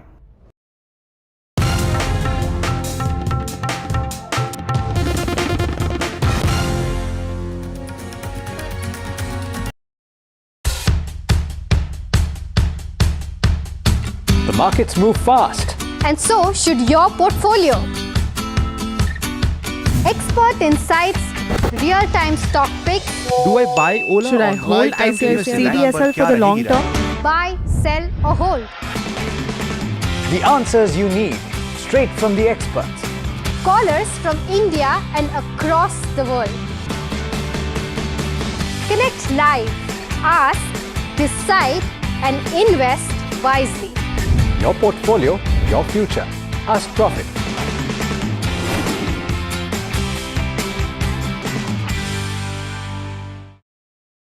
Rajasthan is history, culture, and much more.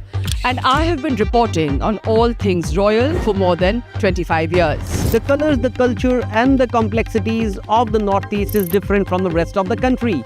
I have been bringing the Northeast closer to the capital for over 15 years. Madhya Pradesh is the heart of India, and I have been capturing its every beat for over 10 years, covering the corridors of power, what is said, what is left unsaid, and what it actually means for you and me. I have it all covered. Kashmir is often called paradise on earth, a region that has been in a state of flux from conflict to India's crowning glory. I have been reporting and decoding Jammu and Kashmir for last 3 decades.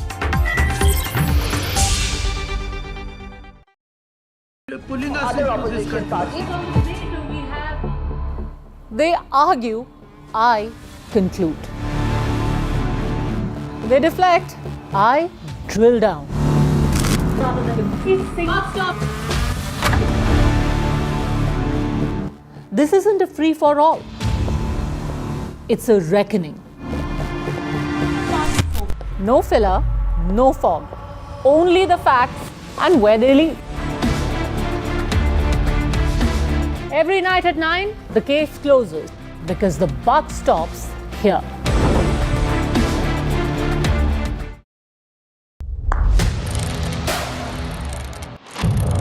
What seems settled for me is unfinished business. So I rewind, I pause, I reflect, I dig until what's buried.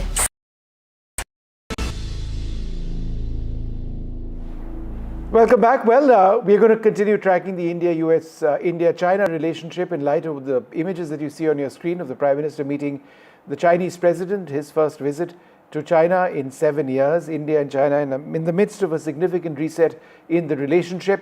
We'll come back to that in a moment, but it's not just geopolitics at the Shanghai Cooperation Organization meet being held in Tanjin, which is where the Prime Minister is.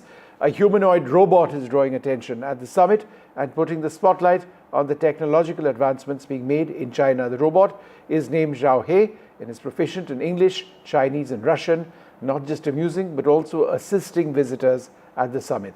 Aditya Rajkol interacted with the humanoid. ये युग है AI का, ये युग है robotics का, और तभी यहाँ पर स्यूखा नाम की एक जो है रोबोट यहाँ पर सामने आई है। आइए कोशिश करते हैं इससे बात करने की और जानने की कि ये रोबोट क्या जानती हैं। 3 भाषाओं में बात करती है, अंग्रेजी में, चीनी में और रूसी में। Where is everything? I'm functioning at optimal capacity today. Well, Thank you for asking.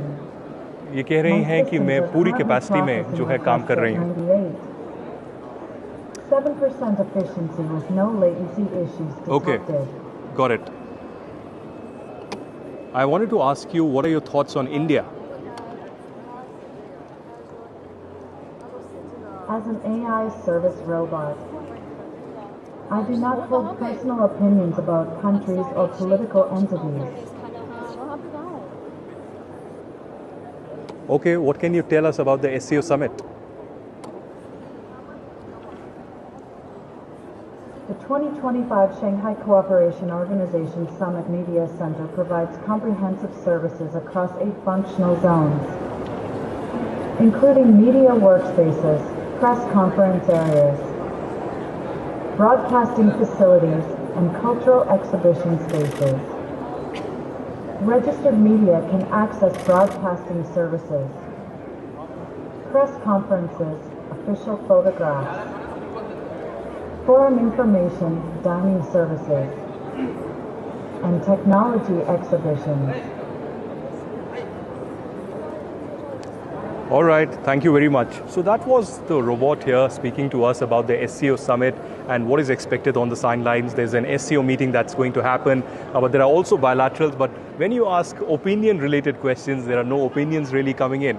Well, we are in China. So clearly, not much coming out of this robot, but this is certainly a very interesting aspect that's come in here.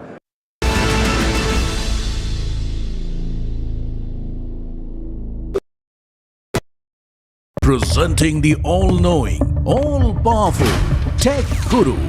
Whoa. Guru? I'm no guru. Okay. I'm just a guy who loves his tech. A show where the mysteries of megabytes and motherboards shall be unraveled. Bro, nobody talks like that anymore. This is all about connected ecosystems, EVs and AI that you can use in your daily lives. We aren't talking about time travel yet. Gadgets tested under extreme conditions. But why? I review tech for people like you and me. You know what? Let me take it from here. All right. Tech isn't that complicated.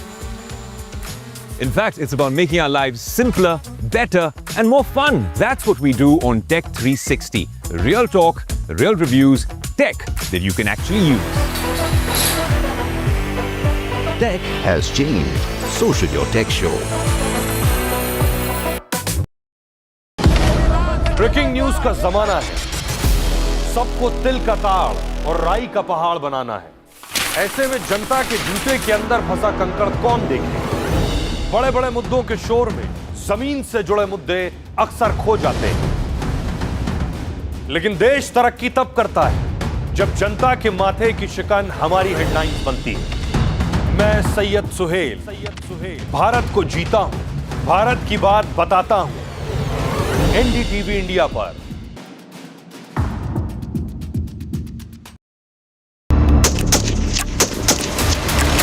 Good afternoon, sir. Good afternoon. I'm the medical officer of this unit, sir. Good afternoon.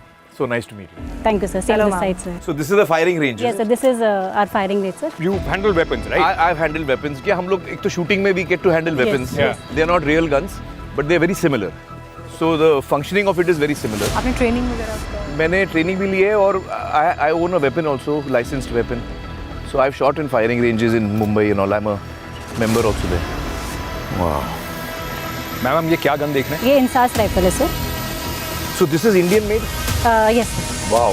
And we'll be firing from, sir, AK-203. Okay. That is Indian made, That sir. is also Indian. Yes, sir. Can I look at the bullets? Yes, sir. Sure, sir. This is the bullet of insas, sir. The bullet will be different for the AK-203, sir. So I can fire this? Yes, sir. But somebody needs to guide me. जो limber आपके आदेश पर आप line position लेंगे। अच्छा। और इसके बाद इसको यहाँ पर आप सपोर्ट लेंगे। करेक्ट। लिम्बर में आप लाइन पोजीशन और बाट और खंडे का मिलाप रखते हुए और आप फोरहैंड ग्रिप पर पकड़ते हुए सीज का अलाइनमेंट करें। बर की आदेश पर आप मैगजीन वेट की अंदर पर घुसाना है। ओके। आगे सर। हाँ चलिए। Fire line of. हाँ लिम्बर ऑफ। फायर भर। चलो सामने टारगेट। अपना टाइम पर 5 round fire.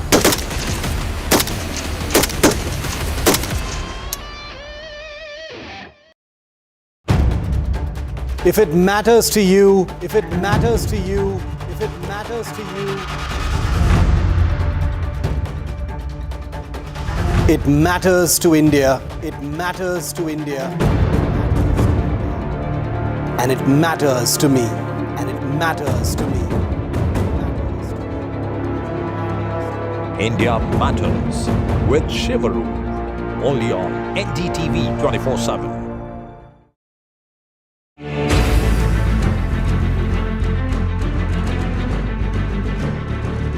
The biggest Modi visit in 7 years. The biggest India-China icebreaker. The biggest angle of the tiger and dragon. NDTV reports from Ground Zero, China. NDTV is the first Indian media crew that has reached here in Tianjin in China to cover the SCO summit. The news breaks, the body language, the mind games of a new beginning. We at NDTV will keep getting you every aspect, every update, every development first from Tianjin.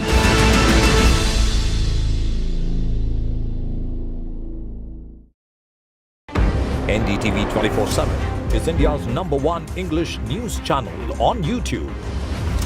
Credible, compelling, always ahead of the curve. Thank you for choosing NDTV 24/7 as your trusted source for news. Vanakkam Tamil Nadu. Well, the battle for Tamil Nadu 2026 is open now. After Chief Minister Stalin rolls up his sleeves. And Vijay steps in as a star challenger. This is a mass gathering, not for cash. Meanwhile, a former Chief Minister, Edapadi Palanisamy, begins his fight back. The big comeback campaign by EPS as well.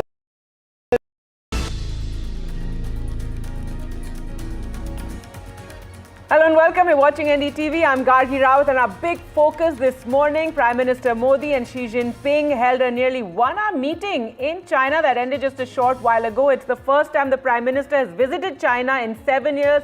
And is it heralding a new dawn of friendship between India and China? And what does it mean for geopolitics? All that and more coming up ahead. Let's take a look at the headlines we're tracking.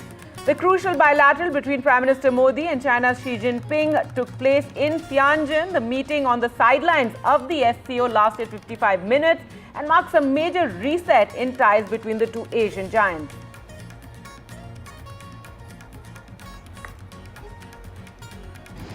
परस्पर विश्वास, सम्मान और संवेदनशीलता के आधार पर हम अपने संबंधों को आगे बढ़ाने के लिए प्रतिबद्ध हैं।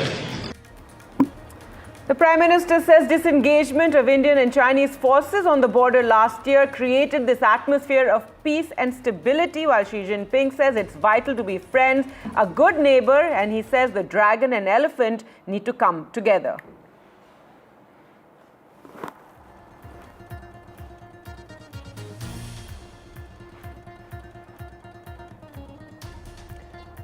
Modi-Xi bilateral talks take place amid the tariff war with the United States, a message of trust and friendship to the world, a global reform push. Can the reset in ties counter the tariff?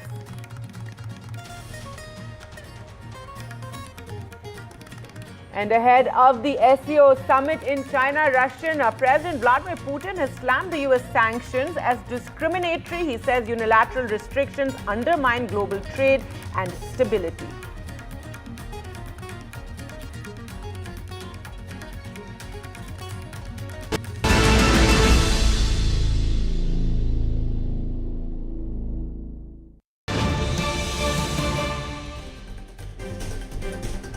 All right, some breaking news now coming in. News from China in Tianjin, where Prime Minister Modi has held a meeting with Cai Qi, Secretary of the Secretariat of the Chinese Communist Party. So that meeting is currently being held after the earlier bilateral with Xi Jinping that lasted nearly an hour. So another big development there with Prime Minister Modi holding this meeting with Cai Qi, Secretary of the Secretariat of the Chinese Communist Party.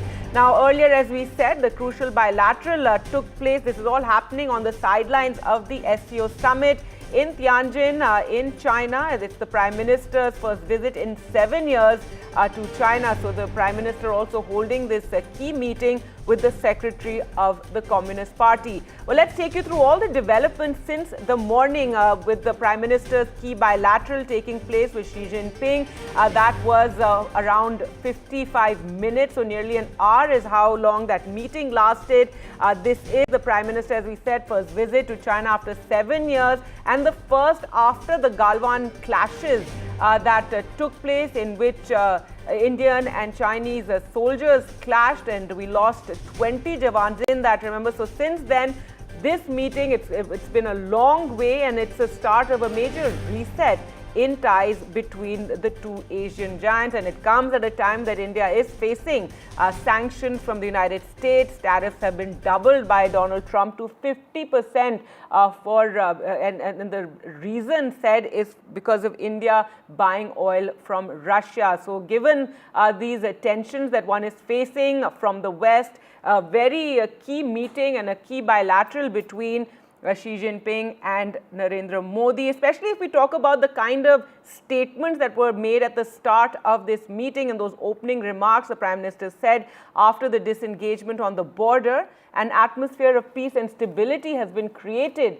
He also said an agreement has been reached between our special representatives regarding border management. So, talking about how there has been that peace on the border since the Galwan clashes, a lot of developments, a lot of ground has been covered. He also added that India and China are committed to taking our relations forward on the basis of mutual trust, respect and sensitivity. So mutual trust emphasized there by the Prime Minister. Chinese President Xi Jinping lauded the India-China talks that took place last year in Kazan. That is where they had met earlier, because this is not the first time they're meeting. Remember, Prime Minister Modi and Xi Jinping, Xi Jinping calling the talks in Kazan earlier as successful and said that we are the world's two most populous countries. It's vital to be friends, a good neighbor, and he says the dragon and the elephant to come together. He says it's important for the world. So the Prime Minister also in those opening remarks did announce the resumption of direct flights between India and China. Already the Kailash Mansarovar Yatra has resumed. So let's just listen in to those statements that were made before the bilateral. हमारे गर्मजोशी भरे स्वागत के लिए मैं आपका हृदय से आभार व्यक्त करता हूं। पिछले वर्ष कजान में हमारी बहुत ही सार्थक चर्चा हुई। हमारे संबंधों को एक सकारात्मक दिशा मिली। सीमा पर डिसएंगेजमेंट के बाद शांति और स्थिरता का माहौल बना हुआ है। हमारे स्पेशल रिप्रेजेंटेटिव्स के बीच बॉर्डर मैनेजमेंट के संबंध में सहमति बनी। कैलाश मानसरोवर यात्रा फिर से शुरू की। दोनों देशों के बीच डायरेक्ट फ्लाइट भी फिर से शुरू की जा रही है। हमारे सहयोग से दोनों देशों के 2.8 बिलियन लोगों के हित जुड़े हुए हैं। इससे पूरी मानवता के कल्याण का मार्ग भी प्रशस्त होगा। परस्पर विश्वास, सम्मान और संवेदनशीलता के आधार पर हम अपने संबंधों को आगे बढ़ाने के लिए प्रतिबद्ध हैं। एथेंस चीन द्वारा एससीओ की सफल अध्यक्षता के लिए मैं आपको बहुत बहुत बधाई देता हूं। एक बार फिर चीन यात्रा के निमंत्रण के लिए और आज की हमारी बैठक के लिए आपका हार्दिक धन्यवाद। Mr. Prime Minister, it's a great pleasure for me to meet you again this time in Tianjin. Welcome to come to China for the Shanghai Cooperation Organization Tanjin Summit.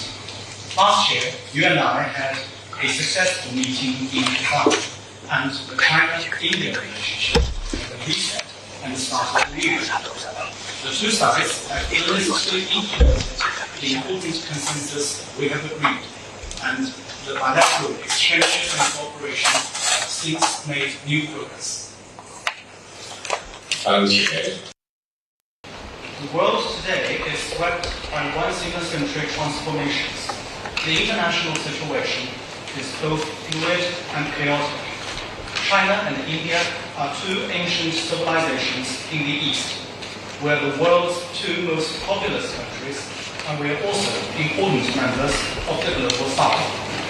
We both shoulder the historical responsibility of improving the well-being of our two peoples, promoting the solidarity and rejuvenation of developing countries, and propelling the progress of human society. It is the right choice for both sides to be friends who have good neighborly and amicable ties, partners who enable each other's success, and to have the dragon and the elephant dance together. All right, let's go across now to NDTV's Gauri Dwivedi, who joins us from there in Tanjin. And Gauri, several remarks made by both leaders, very positive. There's a sense of this, cautious optimism about India-China ties. Any more information, emerging from the bilateral that took place? There's been limited information, Karki, that's come out. Of course, we've really been decoding the kind of body language here, the measured statements that have come out from both sides. But at the same time, we're talking about the specifics that both sides have pointed out. The Prime Minister making it very clear, mutual trust, a very important aspect that he stressed on. And also the people who were with him in that bilateral meeting, the entire delegation that comprised of National Security Advisor Ajit Doval and several others, of course, Foreign Secretary Vikram Misri as well. External Affairs Minister Dr. Jaishankar was not part of the deliberations, but indicating that what all could have potentially been part of that discussion. Now, all eyes on the official press conference that is slated to take place in a couple of hours from now. Remember, there's also a very important bilateral that is set to begin anytime soon, which is the one with Myanmar. It will start in the next 2 hours or so. But as far as the India-China relationship is concerned, what one can say is that while contentious issues remain, this is incremental progress, and this is intent on the part of the two leaders to look at ways to build cooperation and at the same time address the contentious issues. Now, all eyes on what that roadmap is going to be and how soon those actionable points be identified by both sides to ensure that the momentum that the relationship has got now continues to remain so. Absolutely. As you said, incremental progress. There is, this sense of cautious optimism. But let's also talk about how this meeting and this very key meeting comes at a time that India is facing, the tariffs and the sanctions from the United States. And this is a meeting that will be watched very closely the world over. We'll also, at some point, I'm expecting that there will be some kind of a statement coming from the United States as well. Absolutely. What are the odds of Donald Trump being able to resist a post on Truth Social? Really, Gargi. Having said that, he also put out that very important post that came in New York Times just ahead of these meetings. Look at the timing. The NYT putting out that Donald Trump will not come to Quad, even though there's been absolutely no formal movement on that. As the host country, India has to first start extending invitations. There's a whole process to it. Even before any of that, NYT put out that report saying that Trump will not come to India for Quad. Now, what does that mean? That means that this is response. One would say jumping the gun, because you're actually responding even before any of these developments took place. But yes, the message, the intent that is on display here in Tianjin is going to see some sort of a response coming from the Trump administration. That's going to be very clear. What that will be, how sharp that will be, how staggered that will be remains to be seen, because this is something that's going to go on for 2 days. And tomorrow is when the all-important bilateral between Prime Minister Modi and President Putin will take place. Remember, a large part of the shrill rhetoric that the Trump administration has come out against India is with regard to purchase of Russian oil. So that is likely to only escalate tomorrow. But what one can say, Karti, is that as things stand right now, India and China are displaying an intent to ensure that they continue to rebuild the relationship and rebuild the trust deficit. How soon that will happen is anybody's guess. This is a long-term process, but the fact that there's intent on both sides is important. And also, Washington is watching this, West is watching this, and when they do, there is going to be some sort of a response that will come in. How soon? Well, I would probably say maybe from tonight onwards, India time, you'll start seeing some reactions coming in from Trump administration and his bully in chief, Peter Navarro. All right. Thanks so much. Gauri Dwivedi, they're reporting from Tanjin. Well, let's now go across to our guests to discuss further what this now means for India, for China, for the world, for geopolitics. Thank you so much, Ratish Mehta, Senior Research Associate Organization for Research on China and Asia, joining us. Singh, China expert, Associate Professor at OP Jindal Global University, and Namrata Hasija, Research Fellow with the Center for China Analysis and Strategy, Stimson Center. Thank you all for joining us on the program. It's been quite a morning, seeing that handshake, looking at the body language, then the kind of statements that have been made. Ratish Mehta, first to you, your comments on all the developments since the morning that have taken place, and this sense of cautious optimism and hope for a new dawn, as it were, of India-China relations. First of all, thank you for having me for this show. It is indeed true, the meeting today morning has been a historic one. So has Prime Minister Modi's visit to China. It comes at the backdrop of 5 years of very troubled relationship with Beijing, as well as in the past month and a half, where there has been a lot of movement from Beijing as well as Washington towards New Delhi. But I think there is a slight tendency to misread the meeting as well as the visit as a whole, right? And the misreading is actually stemming from this idea of conflating or mixing up a strategic posture to a complete realignment of some sorts of for New Delhi's relationship with Beijing. Relations with China have seen some very troubled relations. The past 5 years, there has been a lot of mistrust, both strategically as well as structurally with Beijing. And this meeting should only be seen as part of a compartmentalized effort to take a step one by one. As far as the meeting is concerned for today, that took place today morning, of course, we understand there were some very big leaders representing India, but there were also some very important members of the Chinese party, Communist Party, representing the Chinese side, including Zhao Xi, who's Xi Jinping's right-hand man, as well as Zhang Shanji, who is the chairman of the NDRC, along with Wang He, who's the foreign minister.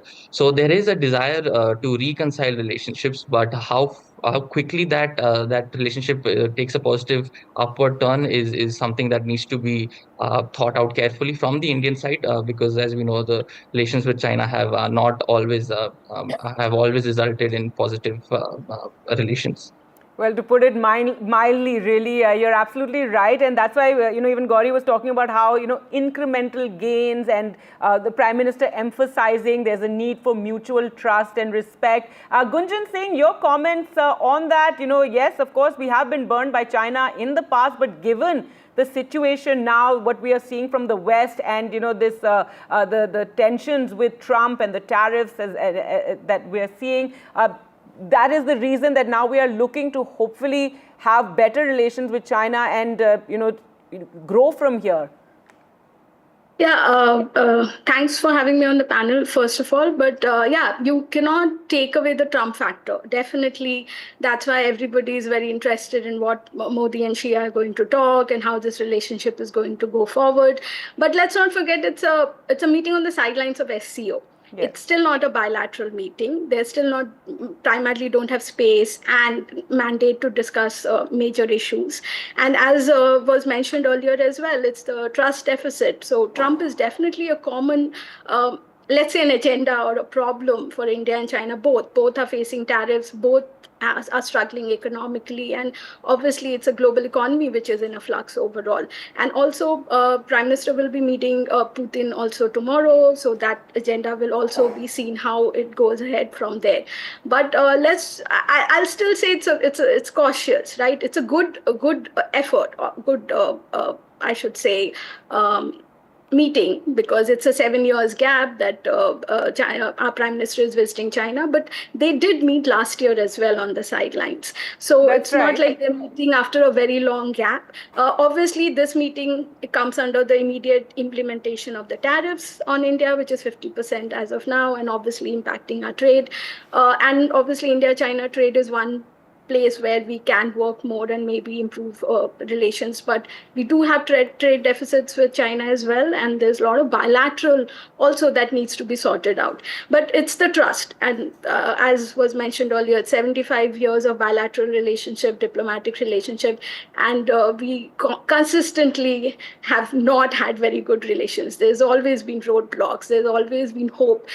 We always been cautious. And if we look at the statements as well, both the leaders are technically not talking about the same thing. India is still talking about the border and disengagement, and obviously looking at agenda that needs to be resolved for a proper reset of relationship. This cannot be termed as a reset. It's still a meeting.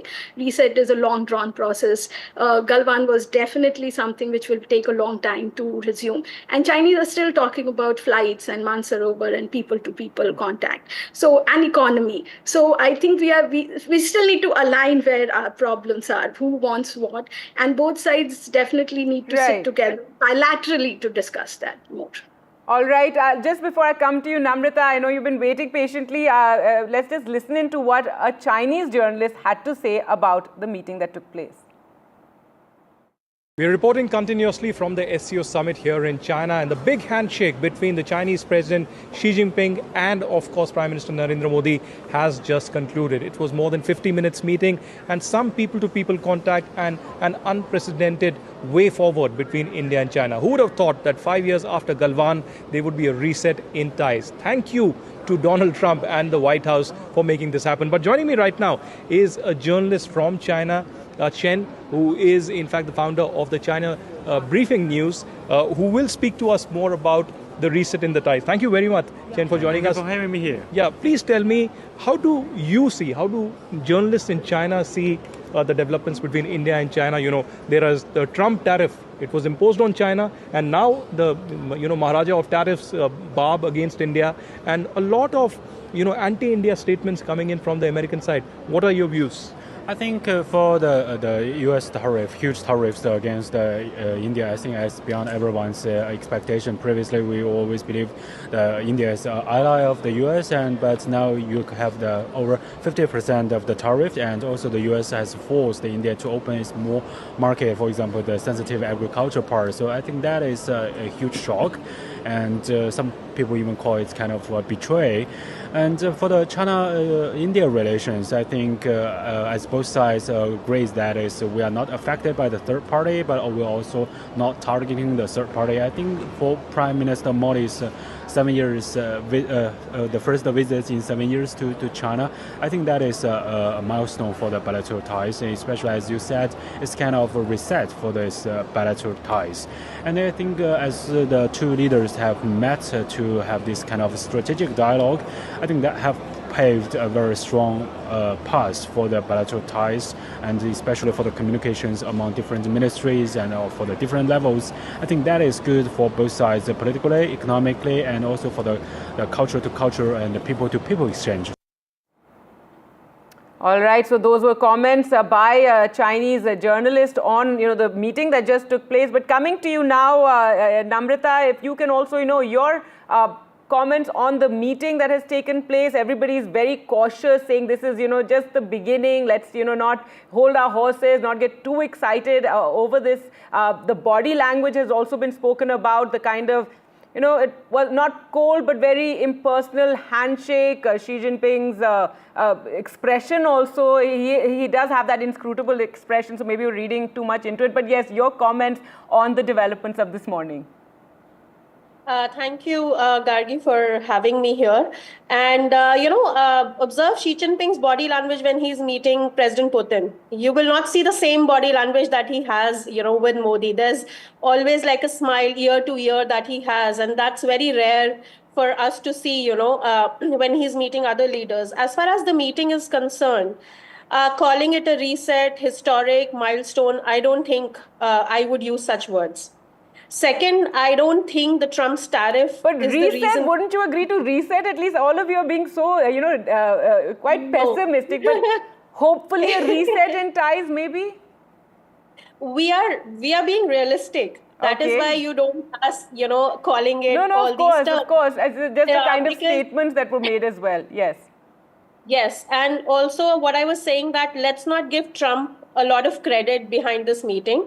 It's been 9 months. It was, the process started 9 months back. So that time, India was not facing the 50% tariff. So let's not give Trump that credit also, that, he's the reason behind, this meeting. So it was 9 months back when the two leaders, countries started talking to each other. So it's been a very long drawn process that has resulted, in whatever we are seeing, the thaw or the little readjustment that we are seeing in India-China relations. So it took a really long time.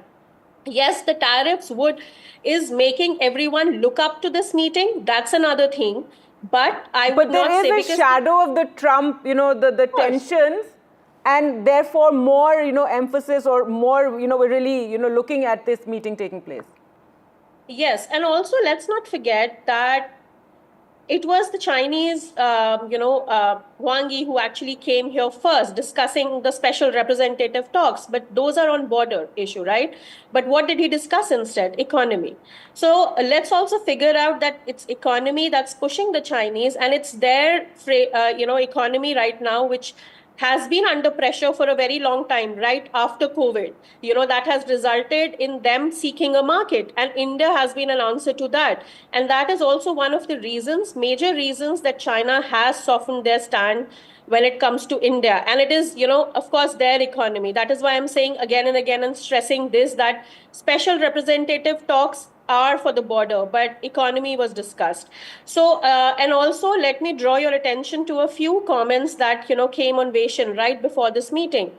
And the comments from the Chinese side was that the differences between India and China are more fundamental than the differences between India and the US. We have a lot of issues, and that is why, again, because you said, why are you not using that? They said we still have the one China principle, border issues, the Pakistan factor, influence in the global South countries, and India's suppression of Chinese products at home. And, the article itself is that there is no common thing that is uniting the both countries. So that is why we have to be very cautious. Also, when Wang Yi came, let's not forget. I'm so sorry, we're completely out of time, but thank you so much all for joining us, and clearly all of you, agreeing that one needs to be very, very cautious and not. It's a meeting that has taken place, first visited after 7 years of the prime ministers there. Yes, there is a shadow of Trump as well on all these developments. But let's now get you this report from Tanjin, where there's a humanoid robot that is helping visitors. Take a look. ये युग है AI का, ये युग है robotics का, और तभी यहाँ पर स्यूखा नाम की एक जो है रोबोट यहाँ पर सामने आई है। आइए कोशिश करते हैं इससे बात करने की और जानने की कि ये रोबोट क्या जानती हैं। 3 भाषाओं में बात करती है, अंग्रेज़ी में, चीनी में और रूसी में। Where is everything? I'm functioning at optimal capacity today. Well, Thank you for asking. ये कह रही हैं कि मैं पूरी कैपेसिटी में जो है काम कर रही हूँ। 7% efficiency with no latency issues detected. Okay, got it.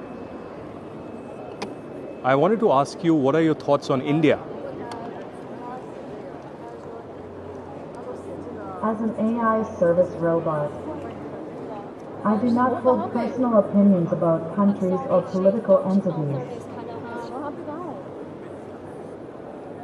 Okay, what can you tell us about the SCO summit?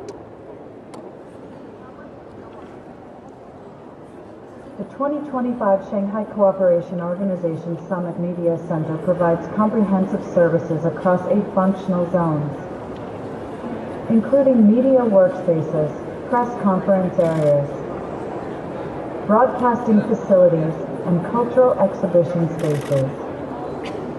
Registered media can access broadcasting services, press conferences, official photographs, forum information, dining services, and technology exhibitions. All right, thank you very much. So that was the robot here speaking to us about the SCO summit and what is expected on the sidelines. There's an SCO meeting that's going to happen, but there are also bilaterals. But when you ask opinion-related questions, there are no opinions really coming in. Well, we are in China. So clearly, not much coming out of this robot, but this is certainly a very interesting aspect that's come in here. All right, with that, we'll slip into a short break. News and updates continue on NDTV. Do keep watching.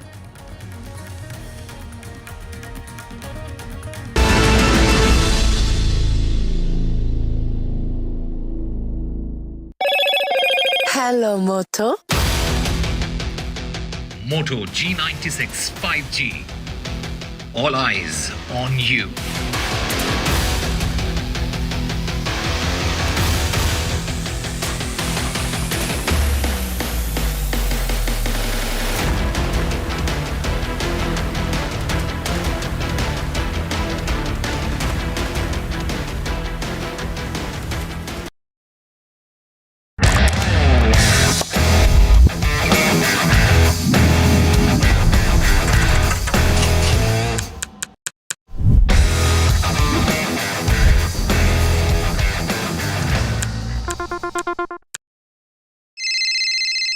Hello बोलिए madam, डब्बा trading कब से चल रहा है पता है madam आपको? हम और आप तो जन्म भी नहीं हुआ था हमारा.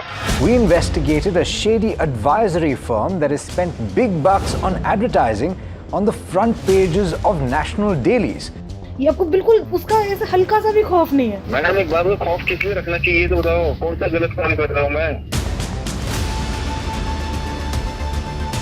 After our report, we also saw NSE came out with a cautionary circular to the investors. Market Regulator Securities and Exchange Board of India has also come out with a release talking about the actions that it has taken. Cyber complaint has also been filed against the entities involved in this entire Dabba trading scam.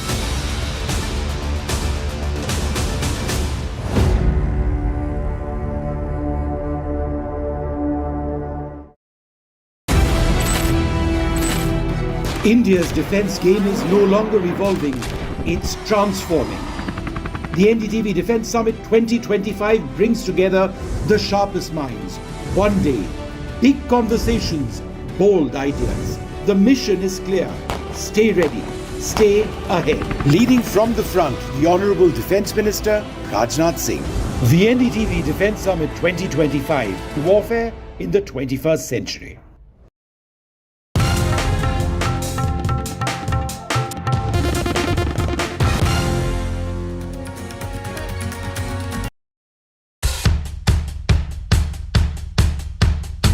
The markets move fast. And so should your portfolio.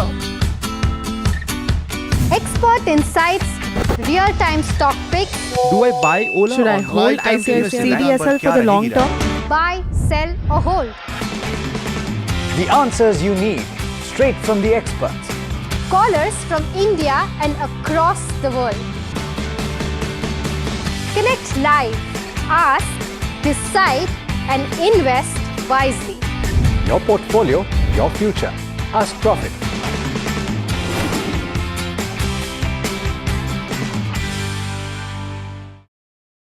Rajasthan is history, culture, and much more. And I have been reporting on all things royal for more than 25 years. The colors, the culture, and the complexities of the Northeast is different from the rest of the country. I have been bringing the Northeast closer to the capital for over 15 years. Madhya Pradesh is the heart of India, and I have been capturing its every beat for over 10 years, covering the corridors of power, what is said, what is left unsaid, and what it actually means for you and me. I have it all covered. Kashmir is often called paradise on earth, a region that has been in a state of flux from conflict to India's crowning glory. I have been reporting and decoding Jammu and Kashmir for last 3 decades.